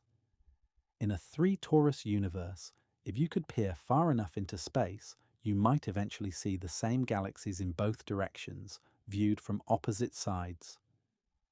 The light from these galaxies would have taken two different paths to reach you, one directly across space, and another that wrapped around the fundamental loops of the cosmic topology.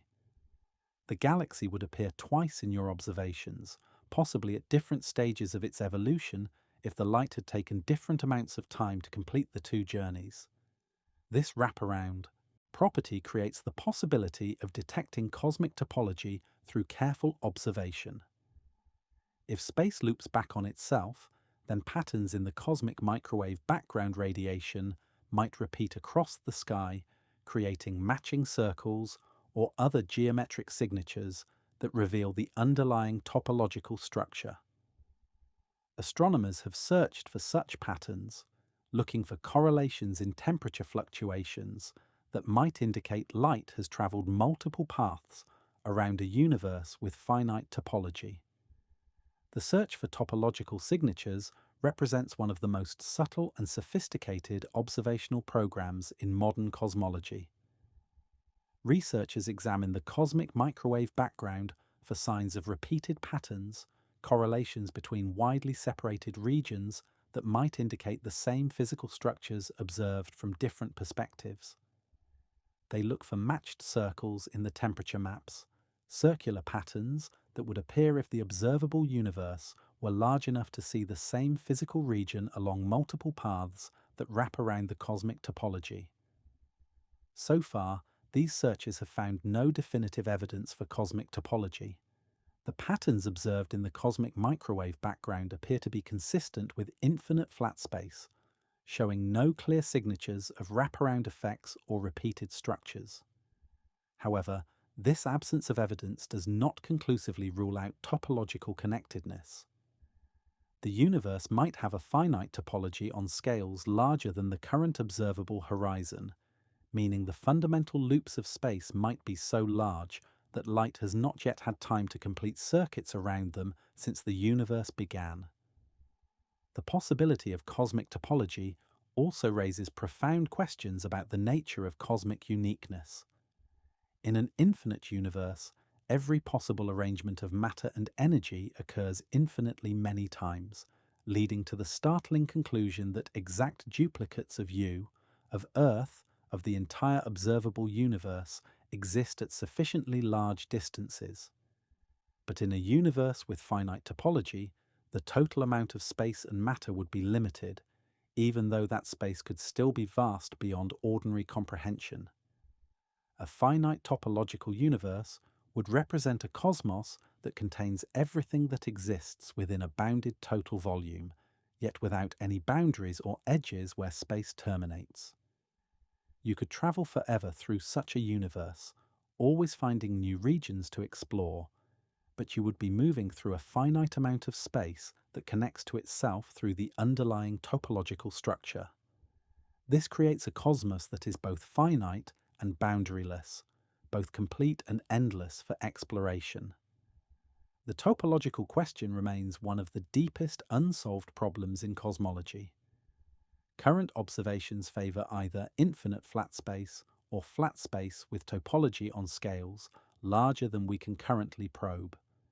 Future observations, with more sensitive instruments and longer baselines for data collection, might eventually reveal signatures of cosmic connectedness, or they might continue to support the picture of infinite space extending without limit in all directions. Whether finite or infinite, whether topologically simple or complex, the universe expands by changing its intrinsic properties rather than by growing into external space. Topology adds richness to this picture without changing its fundamental character. Space becomes more extensive through its own evolution, not through conquest of external territory.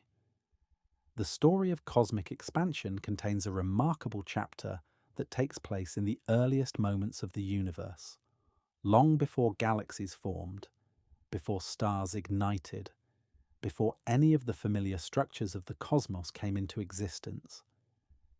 This chapter reveals that space learned very early in cosmic history that it could grow, and grow dramatically in ways that would shape everything that followed.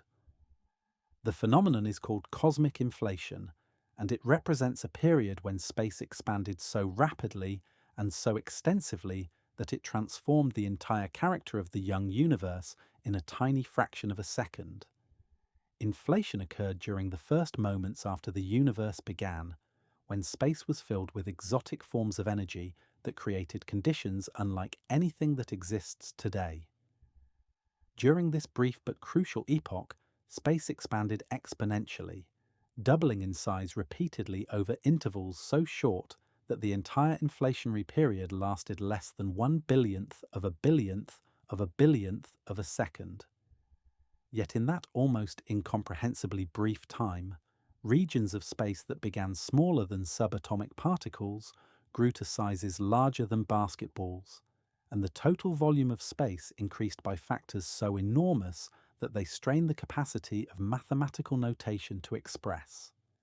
This inflationary expansion operated according to the same basic principle that governs the cosmic expansion you observe today. Space itself grew more spacious, creating more room for existence without expanding into anything external to the universe. But inflation differed from current cosmic expansion in its extraordinary rate and its physical cause. While today's expansion is driven by the gravitational effects of matter, radiation, and dark energy distributed throughout space, inflation was powered by the energy stored in quantum fields that filled space during the universe's earliest moments.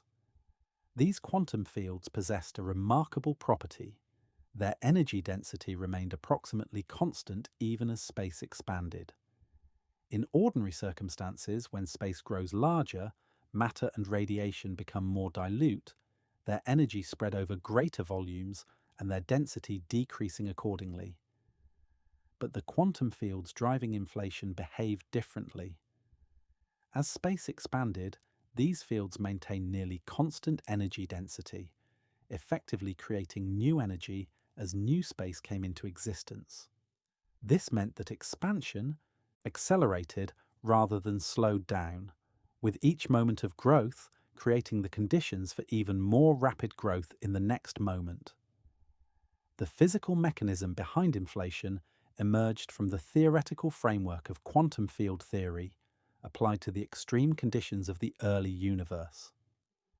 Physicists realized that certain types of quantum fields, when placed in the high-energy environment that characterized the newborn cosmos, could create temporary states where the energy of empty space itself becomes enormous.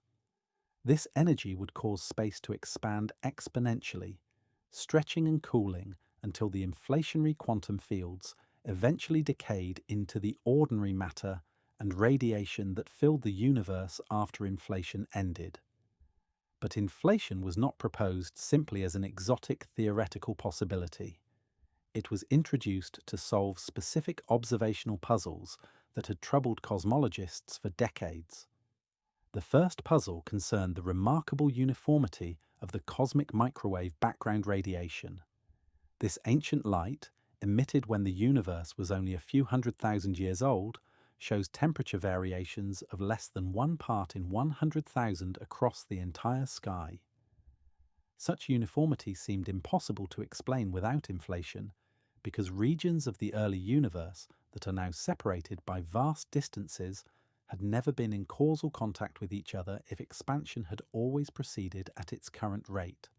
Inflation solved this horizon problem by proposing that all the regions we can now observe were once in close contact, occupying a tiny volume of space before inflation stretched them far apart. The uniformity of the cosmic microwave background reflects the fact that these regions had time to reach thermal equilibrium before inflation separated them beyond the possibility of further communication.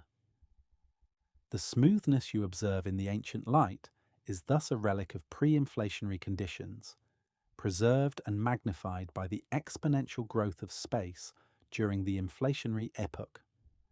The second major puzzle addressed by inflation concerned the flatness of space. Observations consistently show that the universe has geometry very close to perfectly flat, but this flatness seemed to require incredibly precise initial conditions if inflation had never occurred. Space that begins with even slight curvature would evolve to become either strongly positively curved or strongly negatively curved as the universe aged, making the observed near flatness appear extraordinarily unlikely without some mechanism to explain it. Inflation provided that mechanism by demonstrating that exponential expansion naturally drives space toward flat geometry regardless of its initial curvature. Just as inflating a balloon eventually makes its surface appear flat to small creatures living on it, cosmic inflation stretched space so enormously that any initial curvature became negligible compared to the vast scales created by exponential expansion. The flatness you observe today is thus not a coincidence requiring fine-tuned initial conditions, but rather the natural outcome of inflationary expansion in the early universe. Inflation also explained the absence of certain exotic particles that many theories predicted should exist in large quantities if the universe had never undergone exponential expansion. These hypothetical relics, including magnetic monopoles and other topological defects, would have been produced in the high-energy conditions of the early universe, but then diluted to unobservable densities by the enormous growth of space during inflation.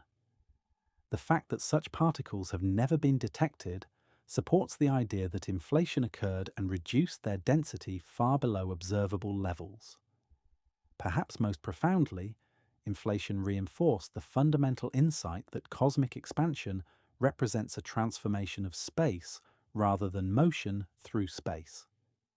From the universe's earliest moments, growth has occurred through the intrinsic evolution of space-time geometry, not through the displacement of matter and energy into external territory.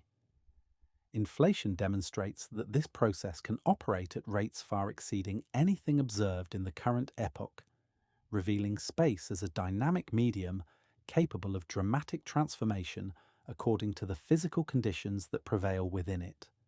The inflationary epoch thus represents the universe learning, in its first moments of existence, that space could grow by changing its own properties rather than by expanding into something external to itself. This early lesson in cosmic expansion set the stage for all subsequent growth, establishing the principle that would govern the universe's evolution for billions of years to come. In the late 1990s, as the 20th century drew to a close, astronomers expected to solve one of the fundamental questions about cosmic expansion. Was the universe's growth slowing down or speeding up? The conventional wisdom, supported by decades of theoretical work, predicted that expansion should be decelerating. Gravity, after all, provides an attractive force between all matter in the universe, and this gravitational attraction should gradually slow the expansion that began with the Big Bang. The only question was whether gravity was strong enough to eventually halt expansion entirely, or whether the universe would continue growing forever at an ever-decreasing rate. Two independent research teams set out to measure this deceleration by observing a special class of stellar explosions called Type Ia supernovae, cosmic lighthouses that could be seen across billions of light-years of space. These supernovae occur when white dwarf stars accumulate material from companion stars until they reach a critical mass and explode with remarkably consistent brightness. This consistency makes them ideal for measuring cosmic distances, because astronomers can determine how far away a supernova is by comparing its observed brightness to its known intrinsic luminosity. The teams plan to use these supernovae as cosmic mile markers, measuring both their distances and their redshifts to map how the expansion rate had changed over billions of years of cosmic history. By comparing nearby supernovae to those at great distances, they could determine whether expansion was slowing down as theory predicted. The more distant supernovae would show the universe as it was billions of years ago, when expansion should have been faster if gravity had been steadily slowing it down ever since. But when the observations were complete and the data carefully analysed, both teams discovered something that shattered their expectations. The distant supernovae appeared dimmer than they should have been if expansion had been slowing down. Instead of finding evidence for deceleration, they had stumbled upon proof that cosmic expansion is accelerating. The universe was not just growing, it was growing faster and faster as time passed. This discovery sent shockwaves through the cosmological community because it violated every assumption about how expansion should behave. If gravity provides the only significant force acting on cosmic scales, then expansion must slow down over time. The fact that expansion was instead speeding up meant that something else was at work, some additional component of the universe that could overpower gravity's attractive influence and drive space to grow at an ever-increasing rate. The implications were staggering. The accelerating expansion revealed that the universe contains a form of energy that behaves unlike anything in ordinary experience. This energy, rather than becoming diluted as space expands, maintains constant or even increasing density as the universe grows. While matter and radiation become less dense when distributed over larger volumes, this mysterious energy appears to become more influential over time, eventually dominating the expansion dynamics and causing the acceleration that the supernova teams had discovered. The discovery also transformed understanding of cosmic history. Rather than a simple story of expansion gradually slowing under the influence of gravity, the universe's growth revealed itself to be a more complex narrative with distinct chapters. In the early universe, when matter and radiation were dense, gravity dominated and expansion did indeed decelerate. But as space grew and matter became more dilute, the influence of this strange new energy component gradually increased, eventually becoming strong enough to overpower gravity and initiate the current epoch of accelerated expansion. This transition from decelerated to accelerated expansion occurred relatively recently in cosmic history, roughly 5 to 7 billion years ago. Before that transition, the expansion was slowing down as expected, with gravity winning the competition against the mysterious energy component. But as the universe aged and expanded, the balance shifted and acceleration began. This means that for most of cosmic history, expansion behaved as theorists had predicted, with acceleration representing a relatively new phenomenon in the universe's evolution. The significance of this discovery was recognized in 2011 when the Nobel Prize in Physics was awarded to Saul Perlmutter, Brian Schmidt, and Adam Rees, the leaders of the two research teams that had uncovered the accelerating expansion. The Nobel Committee honored their work for revealing a universe whose expansion is accelerating, propelled by a dark energy that makes up 3/4 of the cosmos, yet whose nature remains unknown. The word dark in this context does not mean invisible in the ordinary sense. Rather, it indicates that this energy component does not interact with electromagnetic radiation in ways that make it directly observable through telescopes. Dark energy reveals its presence only through its gravitational effects on the expansion of space itself. It cannot be seen directly, but its influence on cosmic expansion is unmistakable and measurable. The discovery of accelerating expansion also revealed that the void between galaxies is not passive or empty in any meaningful sense. If expansion is speeding up, then the space between cosmic structures possesses properties that actively drive growth. The vacuum of space, rather than being mere nothingness, appears to be energized in ways that make it a dynamic participant in cosmic evolution. This energized void challenges fundamental assumptions about the nature of empty space. In everyday experience, empty space seems passive, providing a stage for events but not participating in them. But cosmic acceleration suggests that space itself has physical properties, that the vacuum possesses energy density and pressure that influence how the universe evolves. The expansion of space becomes not just a geometric phenomenon, but a manifestation of the deep physical nature of space-time itself. The accelerating expansion thus represents the second great shock of modern cosmology, following the initial discovery of expansion itself.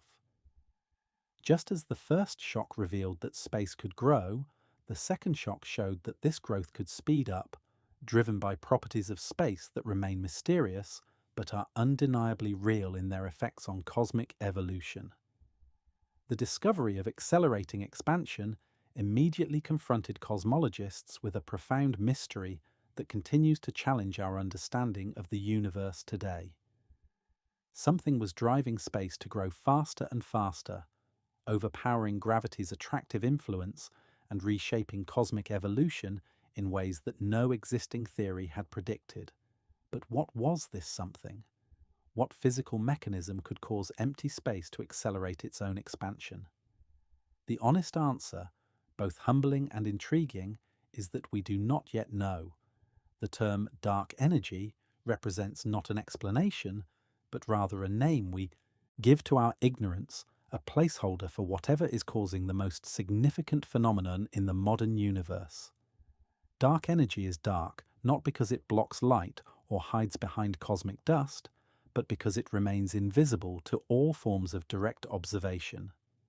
Unlike stars that shine with visible light, unlike gas clouds that glow when heated, unlike even dark matter which reveals itself through gravitational lensing effects, dark energy makes itself known only through its influence on the expansion of space itself. It cannot be photographed, spectroscopically analyzed, or captured in any detector. Its existence is inferred entirely from its effects on cosmic geometry, making it perhaps the most elusive component of physical reality that science has ever been forced to acknowledge. The simplest explanation for dark energy is also the most mysterious. This explanation invokes what physicists call the cosmological constant, a term that Einstein originally introduced into his equations for entirely different reasons and later called his greatest mistake. The cosmological constant represents energy that is intrinsic to space itself, energy that does not change as space expands or contracts.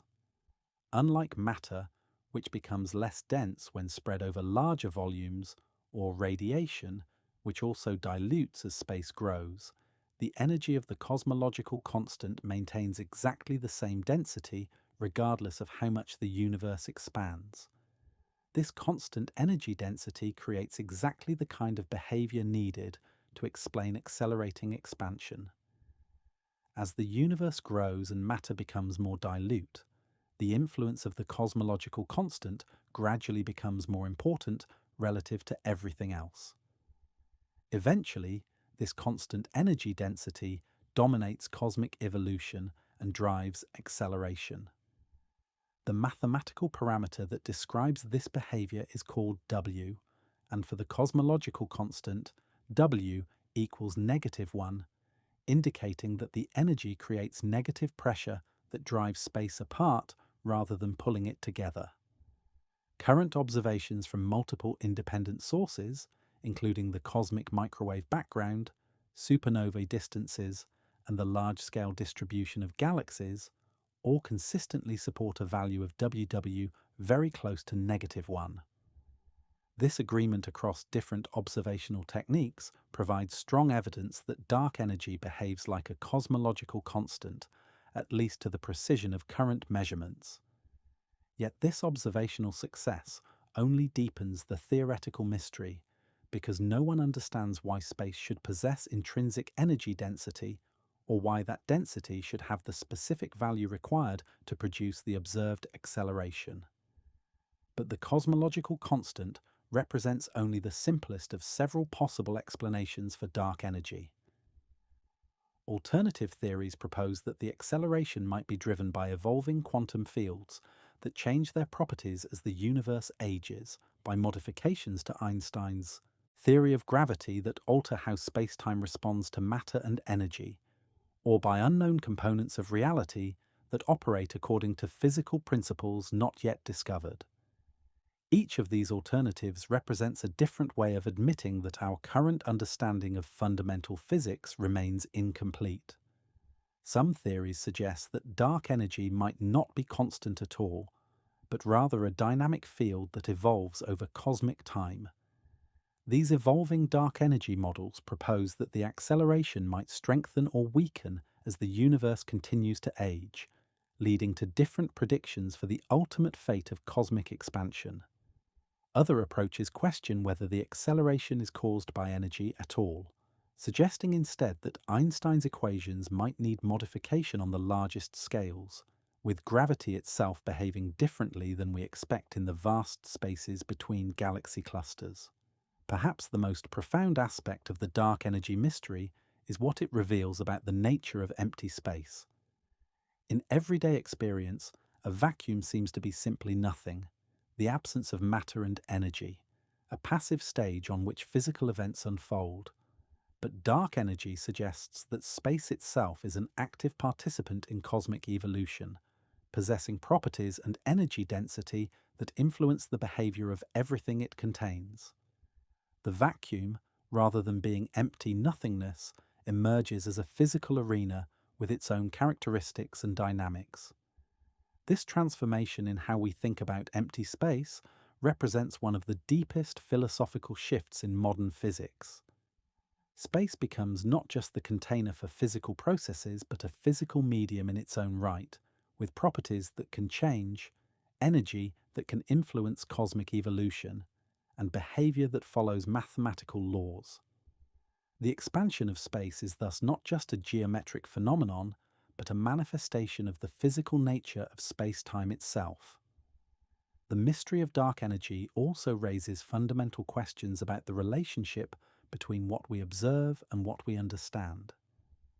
Science has achieved remarkable success in explaining the behavior of matter and energy on scales ranging from subatomic particles to individual galaxies. Yet the component that dominates the universe's current evolution remains completely unknown. This serves as a humbling reminder that the cosmos continues to harbour secrets that challenge our most basic assumptions about physical reality. As you contemplate this mystery, consider what it means for your place in a universe where the dominant influence remains unknown. You live in a cosmos that is approximately 70% dark energy, 25% dark matter, and only 5% the ordinary matter and energy that make up stars, planets, and people. The vast majority of reality consists of components that science has identified but not explained, mysteries that shape cosmic evolution while remaining invisible to direct observation. The vacuum that surrounds you, that fills the spaces between atoms in your body and extends to the farthest reaches of space, is not nothing. It is a dynamic physical medium with properties that drive the most significant processes in cosmic evolution, yet properties that remain entirely mysterious to human understanding. Even as cosmologists celebrated the remarkable agreement between different observations about cosmic expansion, dark energy, and the geometry of space, a subtle discrepancy began to emerge in their measurements, a quiet crack in the otherwise coherent picture of cosmic evolution.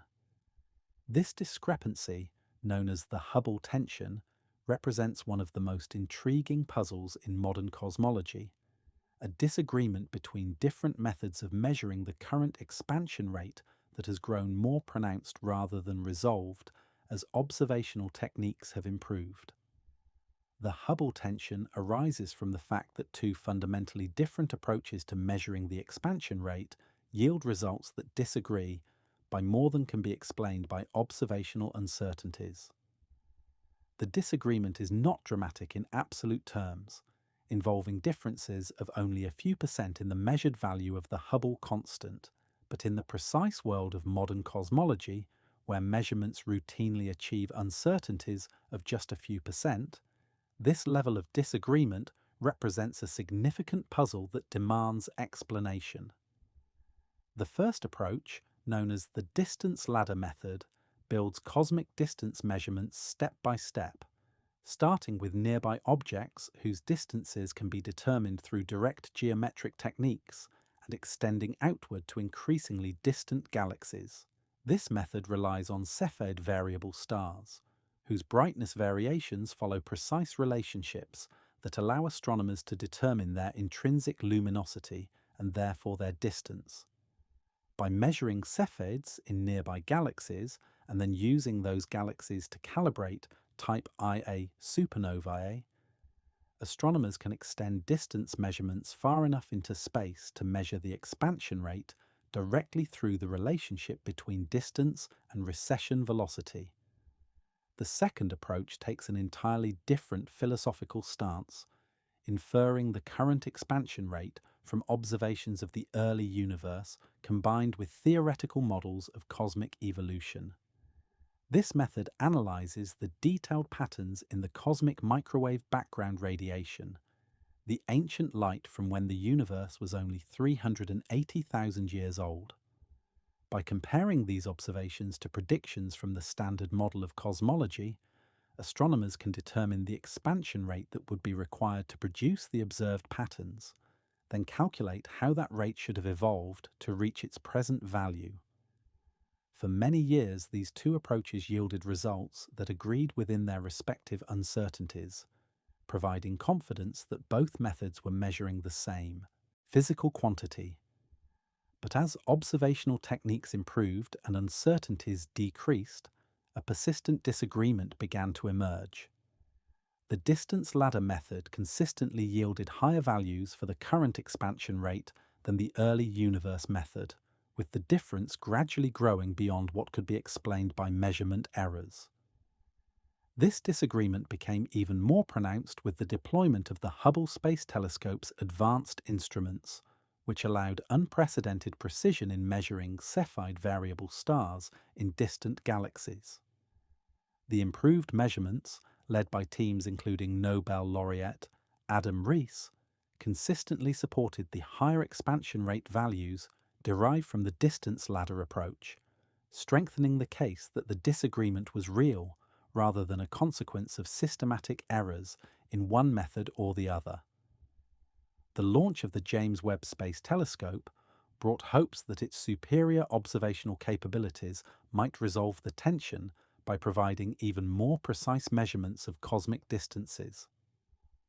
Webb's infrared vision allows it to peer through cosmic dust that sometimes complicates Hubble observations, and its larger mirror collects more light, enabling more accurate measurements of stellar brightness. But rather than resolving the discrepancy, Webb's early observations have generally supported the distance ladder results, confirming the higher expansion rate values and deepening rather than solving the Hubble tension. The persistence of this disagreement has profound implications for cosmology, because it suggests that something important is missing from our understanding of cosmic evolution. If both measurement methods are correct, then either there are systematic errors affecting one or both techniques in ways that have not yet been identified, or the standard model of cosmology requires modification to account for physical processes that current theories do not include. The systematic error possibility represents the more conservative interpretation, suggesting that hidden biases or unrecognized complications affect one or both measurement approaches. Perhaps the calibration of Cepheid variable stars is more complex than current models assume, involving stellar physics that influences their brightness relationships in subtle ways. Or perhaps the interpretation of cosmic microwave background patterns involves theoretical assumptions that introduce small but significant errors into the inferred expansion rate. But the new physics possibility offers a more radical and potentially exciting explanation. Perhaps the universe underwent evolutionary processes that are not captured in current cosmological models, processes that would cause the expansion rate to evolve differently than standard theories predict. This could involve interactions between dark matter and dark energy that have not been accounted for, modifications to general relativity that become important on cosmic scales, or, entirely, unknown components of the universe that influence expansion in ways current theories do not recognize. The Hubble tension also highlights the remarkable precision that modern cosmology has achieved. The fact that disagreements of just a few percent are considered significant problems demonstrates how far observational techniques have advanced since the early days of expansion measurements, when uncertainties of 50% or more were commonplace. Current cosmology operates with a precision that would have seemed impossible to earlier generations of astronomers. Rather than representing a failure of cosmological science, the Hubble tension exemplifies how science progresses through the identification and investigation of discrepancies between different approaches to measuring the same physical phenomena. These tensions often point toward deeper truths about the nature of reality, revealing either subtle systematic effects that need to be understood or genuine hints of new physics waiting to be discovered. The resolution of the Hubble tension, whatever form it ultimately takes, promises to deepen our understanding of cosmic expansion and the physical processes that govern the universe's evolution. Whether through the identification of previously unrecognized systematic effects or the discovery of new physics beyond the standard model, the investigation of this quiet crack in the cosmological picture continues to drive progress toward a more complete understanding of the cosmos. After journeying through the mathematical frameworks, observational evidence, and theoretical mysteries of cosmic expansion, you are ready to confront the emotional heart of what this understanding means for your place in the universe. The picture that emerges from decades of careful observation and theoretical work reveals a cosmos that operates according to principles fundamentally different from your everyday spatial intuition. Yet these principles create not chaos, but a profound kind of order that frees the universe from the limitations that boundaries and centers would impose. Return first to the most counterintuitive aspect of cosmic expansion, its lack of a center. When you first learned that galaxies are receding from us in all directions, your mind naturally assumed that we must occupy some special location, some cosmic center from which everything else is fleeing. But the deeper truth revealed by metric expansion is that every observer, everywhere in the universe, sees exactly the same pattern of recession. An astronomer in a galaxy 2 billion light-years away looks back toward the Milky Way and sees us receding at a speed determined by our distance. That same astronomer looks in the opposite direction toward galaxies 2 billion light-years farther away and sees those galaxies receding even faster. This universality of the expansion pattern means that no location in the universe can claim to be the center of expansion. The recession of galaxies is not motion away from a specific point in space, but rather the consequence of space itself becoming more extensive everywhere simultaneously. Every point in space participates equally in the expansion, with distances growing between widely separated objects while the local structure of space remains unchanged. This creates a cosmos where every observer can consider themselves at the center of their observable universe, while simultaneously recognizing that this apparent centrality is a perspective effect rather than a statement about cosmic geography. The absence of a cosmic center eliminates one of the most persistent sources of spatial anxiety about our place in the universe. You do not live on the outskirts of creation, in some remote suburb of cosmic significance. You do not occupy a location that is any less central than any other location in the cosmos. The expansion of space creates a universe where every position is as central as every other position, where every observer enjoys the same fundamental relationship to cosmic evolution. Understanding the centerless nature of expansion also transforms your conception of the Big Bang, moving it from the realm of cosmic geography into the realm of cosmic history. The Big Bang was not an explosion that occurred at a specific location in space, sending matter flying outward into pre-existing emptiness. Rather, the Big Bang represents a moment in time when the entire universe, everywhere simultaneously, existed in a state of extreme density and temperature. It is better understood as a cosmic epoch rather than a cosmic place, a time slice through the four-dimensional structure of space-time rather than a point in three-dimensional space. This temporal rather than spatial understanding of the Big Bang resolves many of the conceptual difficulties that arise when you try to visualize cosmic origins in terms of familiar explosions. In ordinary explosions, debris flies away from a central point, creating a spherical pattern of expansion with a clear center and a clear edge where the fastest moving fragments define the boundary of the explosion. But the Big Bang left no such signature because it wasn't that kind of event. Instead, it represents the universe transitioning from a state where space was compressed to a state where space could expand, with this transition occurring everywhere at once rather than propagating outward from a specific location.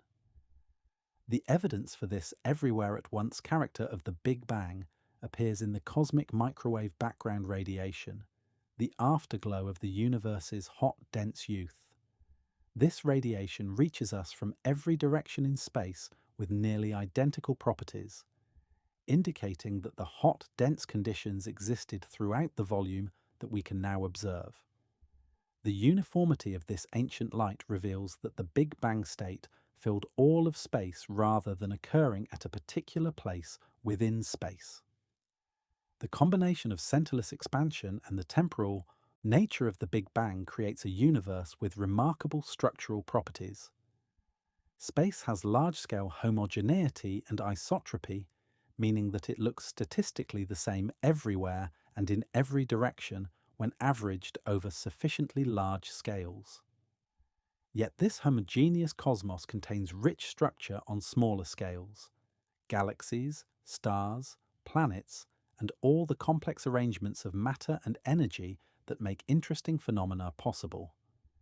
The universe achieves both simplicity and complexity, both uniformity and structure through the interplay between expansion and gravitational attraction. This structural richness emerges naturally from cosmic expansion rather than being threatened by it.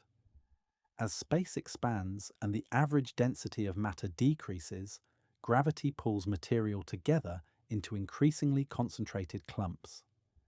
The expansion provides the cosmic stage on which gravitational collapse can create structure, while the overall growth of space ensures that these structures remain separated by vast distances rather than merging into a single, uniform distribution of matter. The cosmos that expansion reveals is not lost or adrift without edges and centers to provide orientation. Instead, it is freed from the constraints that boundaries would impose, liberated to grow and evolve according to principles that transcend the limited spatial logic of objects contained within larger frameworks. A universe without edges cannot be too small to contain everything that exists. A universe without a center cannot privilege one location over another or make some regions more cosmically significant than others. Consider what this means for cosmic evolution and the possibilities it creates. In a universe with boundaries, expansion would eventually encounter limits, leading to compression or catastrophic boundary effects. In a universe with a center, some regions would be more important than others, creating cosmic hierarchies that would constrain the development of structure. But a universe that expands without boundaries or centers faces no such limitations. It can grow as much as physical processes require, provide room for unlimited structural complexity, and evolve according to the laws of physics without artificial geometric constraints. The universe revealed by cosmic expansion is thus both more magnificent and more comprehensible than your initial spatial intuitions might suggest. It is more magnificent because it transcends the limitations of bounded, centered spaces, creating room for unlimited possibility and growth. It is more comprehensible because its behavior follows mathematical laws that can be understood and predicted, even when those laws describe phenomena beyond ordinary spatial experience. The story of cosmic expansion is simultaneously the story of cosmic cooling, and this cooling represents one of the most profound connections between the large-scale evolution of space and the intimate conditions that made your existence possible. As space expands, it does not merely create more room between distant galaxies. It fundamentally alters the thermal environment of the entire universe, gradually transforming a cosmos filled with searingly hot radiation into one cool enough to support the complex structures that eventually gave rise to stars, planets, and the long chain of processes that led to life itself. In the early universe, when space was compressed into volumes far smaller than they are today, the energy that now spreads across vast cosmic distances was concentrated into an incredibly dense, hot environment. Photons, the particles of light and radiation, filled space so densely that they could travel only tiny distances before colliding with other particles, creating a universe that was opaque to electromagnetic radiation. The temperature was so high that even atomic nuclei could barely remain bound together, and electrons were completely stripped from atoms by the violent energy of constant collisions. But as space expanded, this concentrated energy gradually spread over larger and larger volumes, and the fundamental laws of thermodynamics ensured that the average temperature of radiation throughout the universe would decrease in precise proportion to how much space had grown. This is not merely an abstract consequence of mathematical relationships. It represents the physical reality of energy conservation in an expanding universe. The total energy remains constant, but as it occupies more space, the energy density necessarily decreases, and with it the temperature that characterizes the thermal environment. This cooling process unfolded with inexorable patience over millions of years, gradually reducing the universe's temperature from the unimaginable heat of its earliest moments to conditions mild enough for atoms to form and remain stable. The critical transition occurred when the temperature dropped to approximately 3,000 degrees above absolute zero, cool enough that electrons could finally bind to atomic nuclei without being immediately knocked free by the intense radiation that filled space. This moment, called recombination, fundamentally changed the character of the universe. Before recombination, the universe was opaque because free electrons scattered photons constantly, preventing light from traveling far through space. But once electrons bound to nuclei to form neutral atoms, photons could suddenly travel across vast distances without obstruction. The universe became transparent for the first time, and the radiation that had been trapped in constant interaction with matter was finally free to stream across space. This liberated radiation is what you observe today as the cosmic microwave background, the afterglow of the universe's transition from opacity to transparency. The cosmic microwave background represents the oldest light you can observe, carrying information about the state of the universe when it was only 380,000 years old. But this ancient radiation also bears the signature of all the expansion that has occurred since recombination.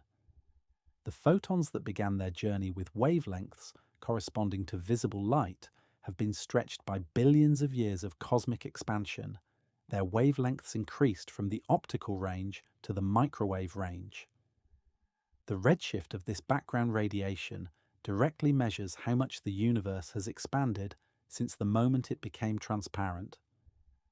The cooling enabled by expansion created the conditions necessary for structure formation to begin. In the hot, dense early universe, the pressure of radiation prevented matter from clumping together under its own gravitational attraction. But as expansion reduced the temperature and radiation pressure, gravity could finally begin the slow work of pulling matter into increasingly concentrated regions. The tiny density fluctuations that had existed since the universe's earliest moments, preserved and amplified by the inflationary expansion, became the seeds around which the first structures would grow. This structure formation process unfolded over hundreds of millions of years, with gravity gradually amplifying small density differences into the large-scale cosmic web of galaxies and galaxy clusters that you observe today. The same expansion that had cooled the universe also provided the space within which these structures could form and evolve without immediately colliding and merging. Expansion created room for diversity, for the development of a rich hierarchy of structures ranging from the smallest dwarf galaxies to the largest superclusters. Within these structures, the cooling and expansion of space enabled even more intimate processes that would eventually lead to your existence. As gas clouds collapsed under their own gravity to form the first stars, the expansion of the universe ensured that these stellar nurseries remained isolated enough to develop their own unique characteristics rather than being homogenized by constant interaction. The expansion created the cosmic stage on which stellar evolution could proceed, allowing stars to burn for billions of years and synthesize the heavy elements that would become the building blocks of planets and life. The same geometric evolution of space that separates distant galaxies also created the stable cosmic environment within which solar systems could form and persist. Without expansion, the universe might have remained too hot and dense for complex chemistry to develop. Without the cooling that expansion enables, atoms might never have formed stable bonds to create molecules. Without the room that expansion provides, stellar evolution might have been disrupted by constant close encounters with other stars and their planetary systems. Consider the profound intimacy of this connection between cosmic expansion and your personal existence. Every atom in your body was forged in stellar interiors that could exist only because expansion created the thermal and spatial conditions for star formation. Every breath you take contains oxygen that was created through nuclear fusion processes that required the stable stellar environments that expansion made possible. The planet you inhabit formed from materials that could accumulate into solid worlds only because expansion had cooled the universe enough for complex chemistry to operate. The expansion of space, often perceived as a phenomenon of almost incomprehensible scales and timeframes, reveals itself to be intimately connected to the most familiar aspects of your daily experience. The same process that creates more distance between galaxy clusters also created the conditions that allowed complexity, structure, and ultimately consciousness to emerge from the cooling depths of cosmic time. Expansion creates room. Room enables cooling. Cooling enables structure. Structure enables the long, patient unfolding of cosmic evolution that eventually gives rise to planets, life, and minds capable of contemplating their own origins in the vast theatre of expanding space. As this exploration of cosmic expansion draws toward its conclusion, you find yourself at a crucial juncture where intellectual honesty requires distinguishing carefully between what modern cosmology has established with remarkable confidence and what remains genuinely open to future discovery. This distinction is not merely academic. It shapes how you should think about the nature of scientific knowledge itself and the profound questions that continue to drive cosmological research into uncharted territory. The evidence for cosmic expansion itself now rests on multiple independent pillars of observation, each so robust that their combined weight leaves little room for reasonable doubt. The redshift of distant galaxies follows the precise mathematical relationship predicted by metric expansion. The cosmic microwave background radiation bears the thermal signature of a universe that was once hot and dense, then expanded and cooled. The abundances of light elements match the predictions of Big Bang nucleosynthesis with extraordinary accuracy. Type Ia supernovae reveal the acceleration of expansion with consistency across different research teams and observational techniques. These are not fragile theoretical constructs, but solid observational realities, built from careful measurement of light that has travelled across billions of years of cosmic history. Similarly, the large-scale homogeneity and isotropy of the universe rest on overwhelming observational evidence. Galaxy surveys that map millions of cosmic structures reveal statistical uniformity on the largest scales. The cosmic microwave background shows temperature variations of less than 1 part in 100,000 across the entire sky. The expansion appears the same in all directions, with no preferred axis or special cosmic direction.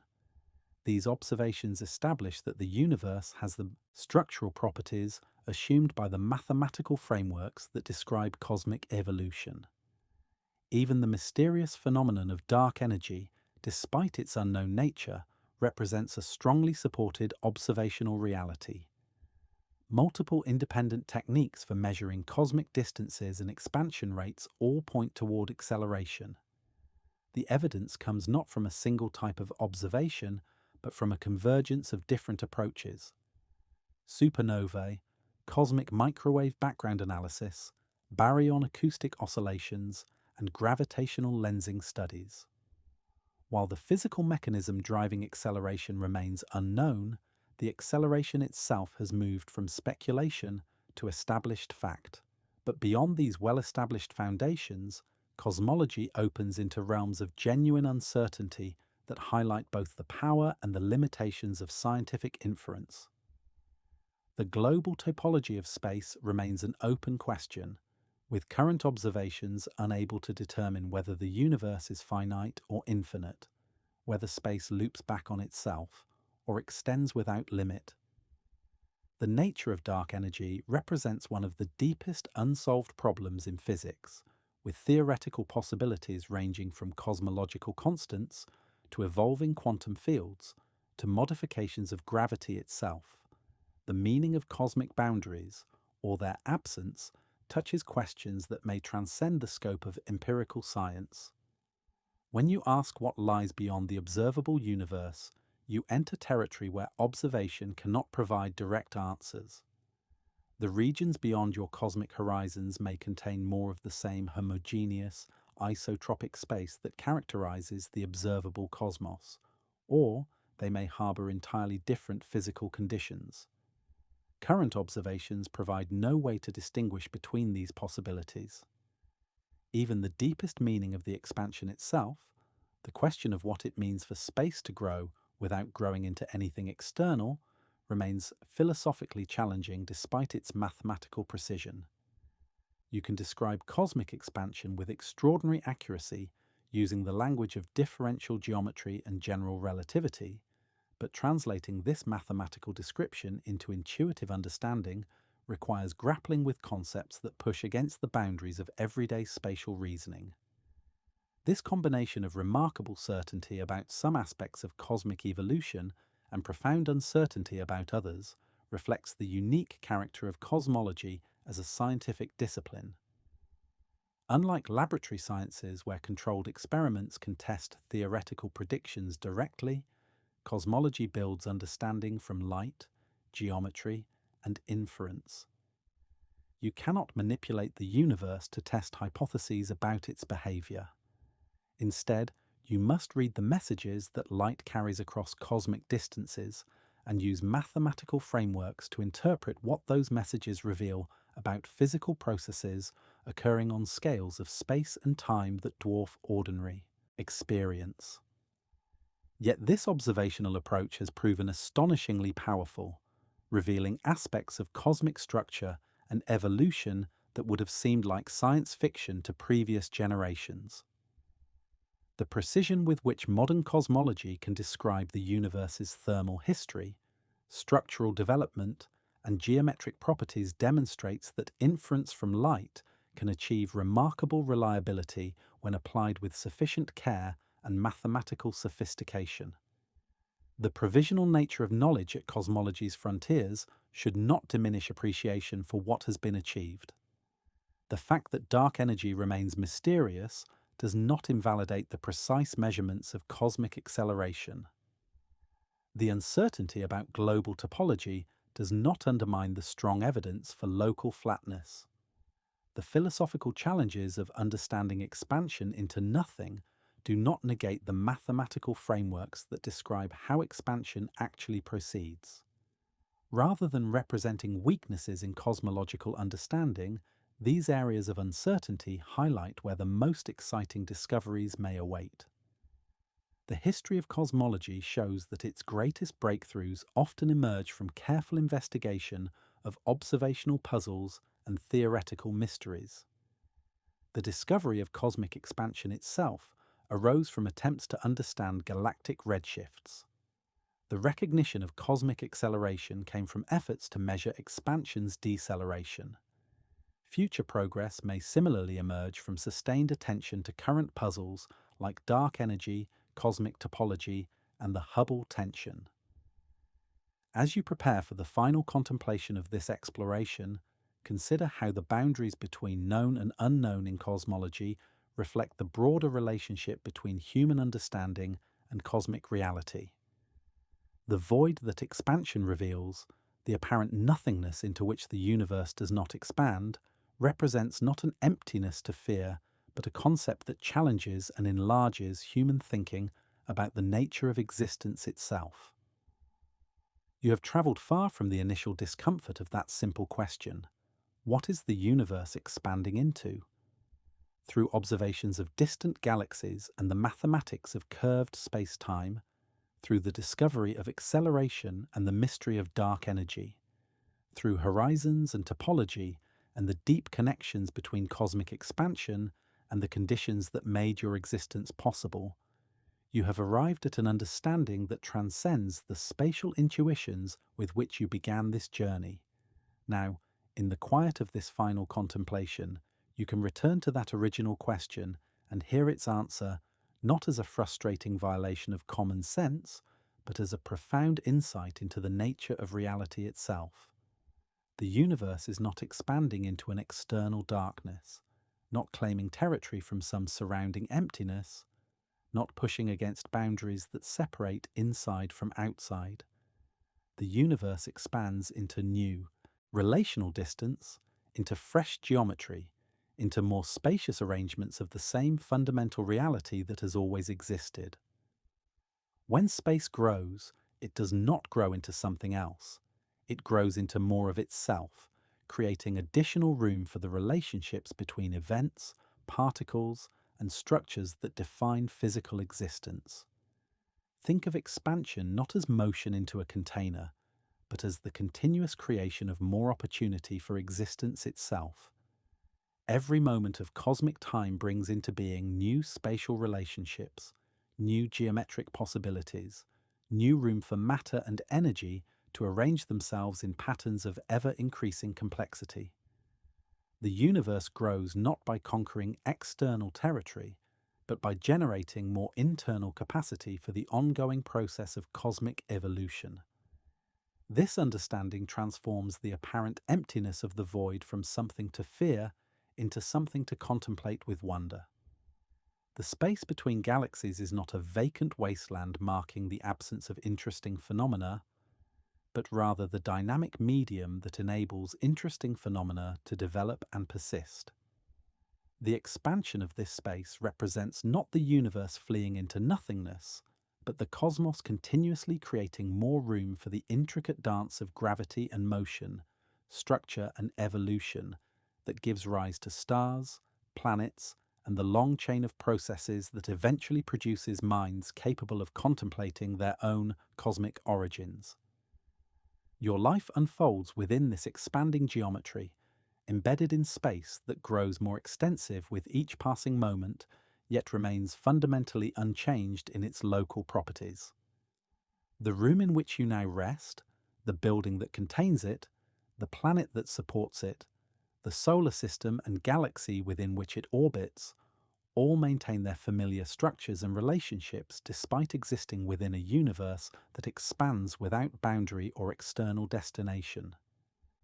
The expansion provides the cosmic stage for the intimate dramas of stellar birth and death, planetary formation and evolution, the emergence of complexity and consciousness, without disrupting the local processes that make these phenomena possible.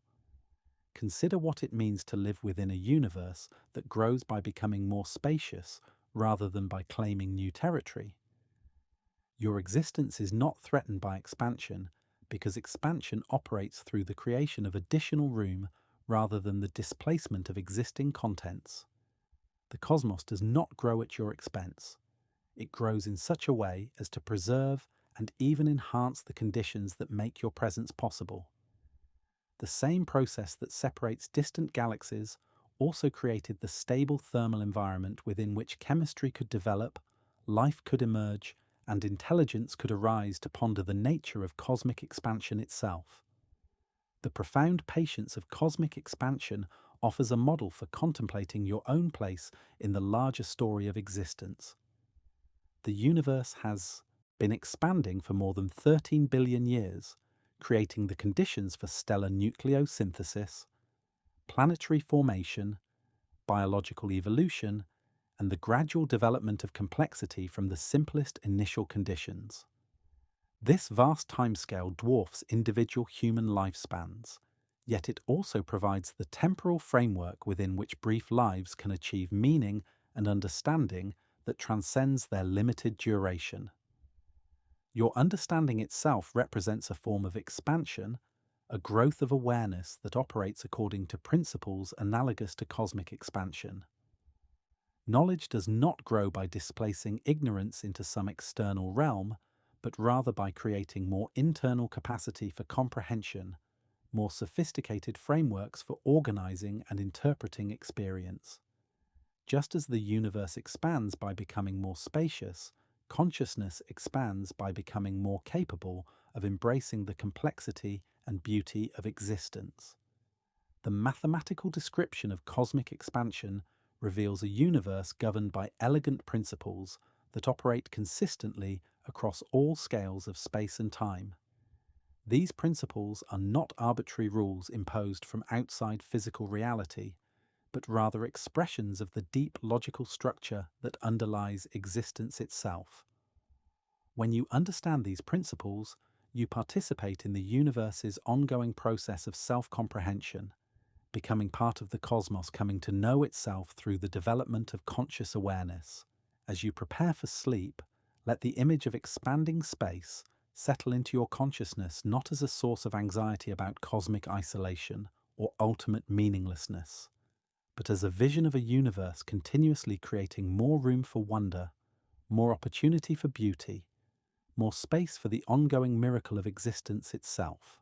The expansion that carries distant galaxies beyond the reach of future observation also preserves the local conditions that enable the quiet moment of reflection you now experience.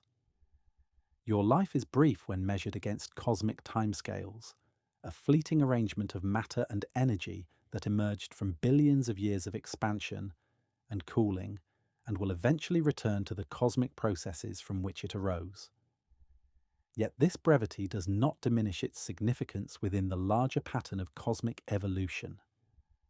Your understanding of expansion, your capacity to contemplate the universe that contains you, your ability to find meaning and beauty in the mathematical relationships that govern space and time, represent achievements that transcend the limitations of individual duration.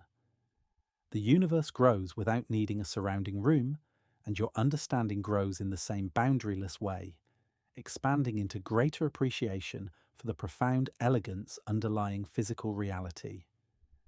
In cosmic expansion, space learns to create more room for itself.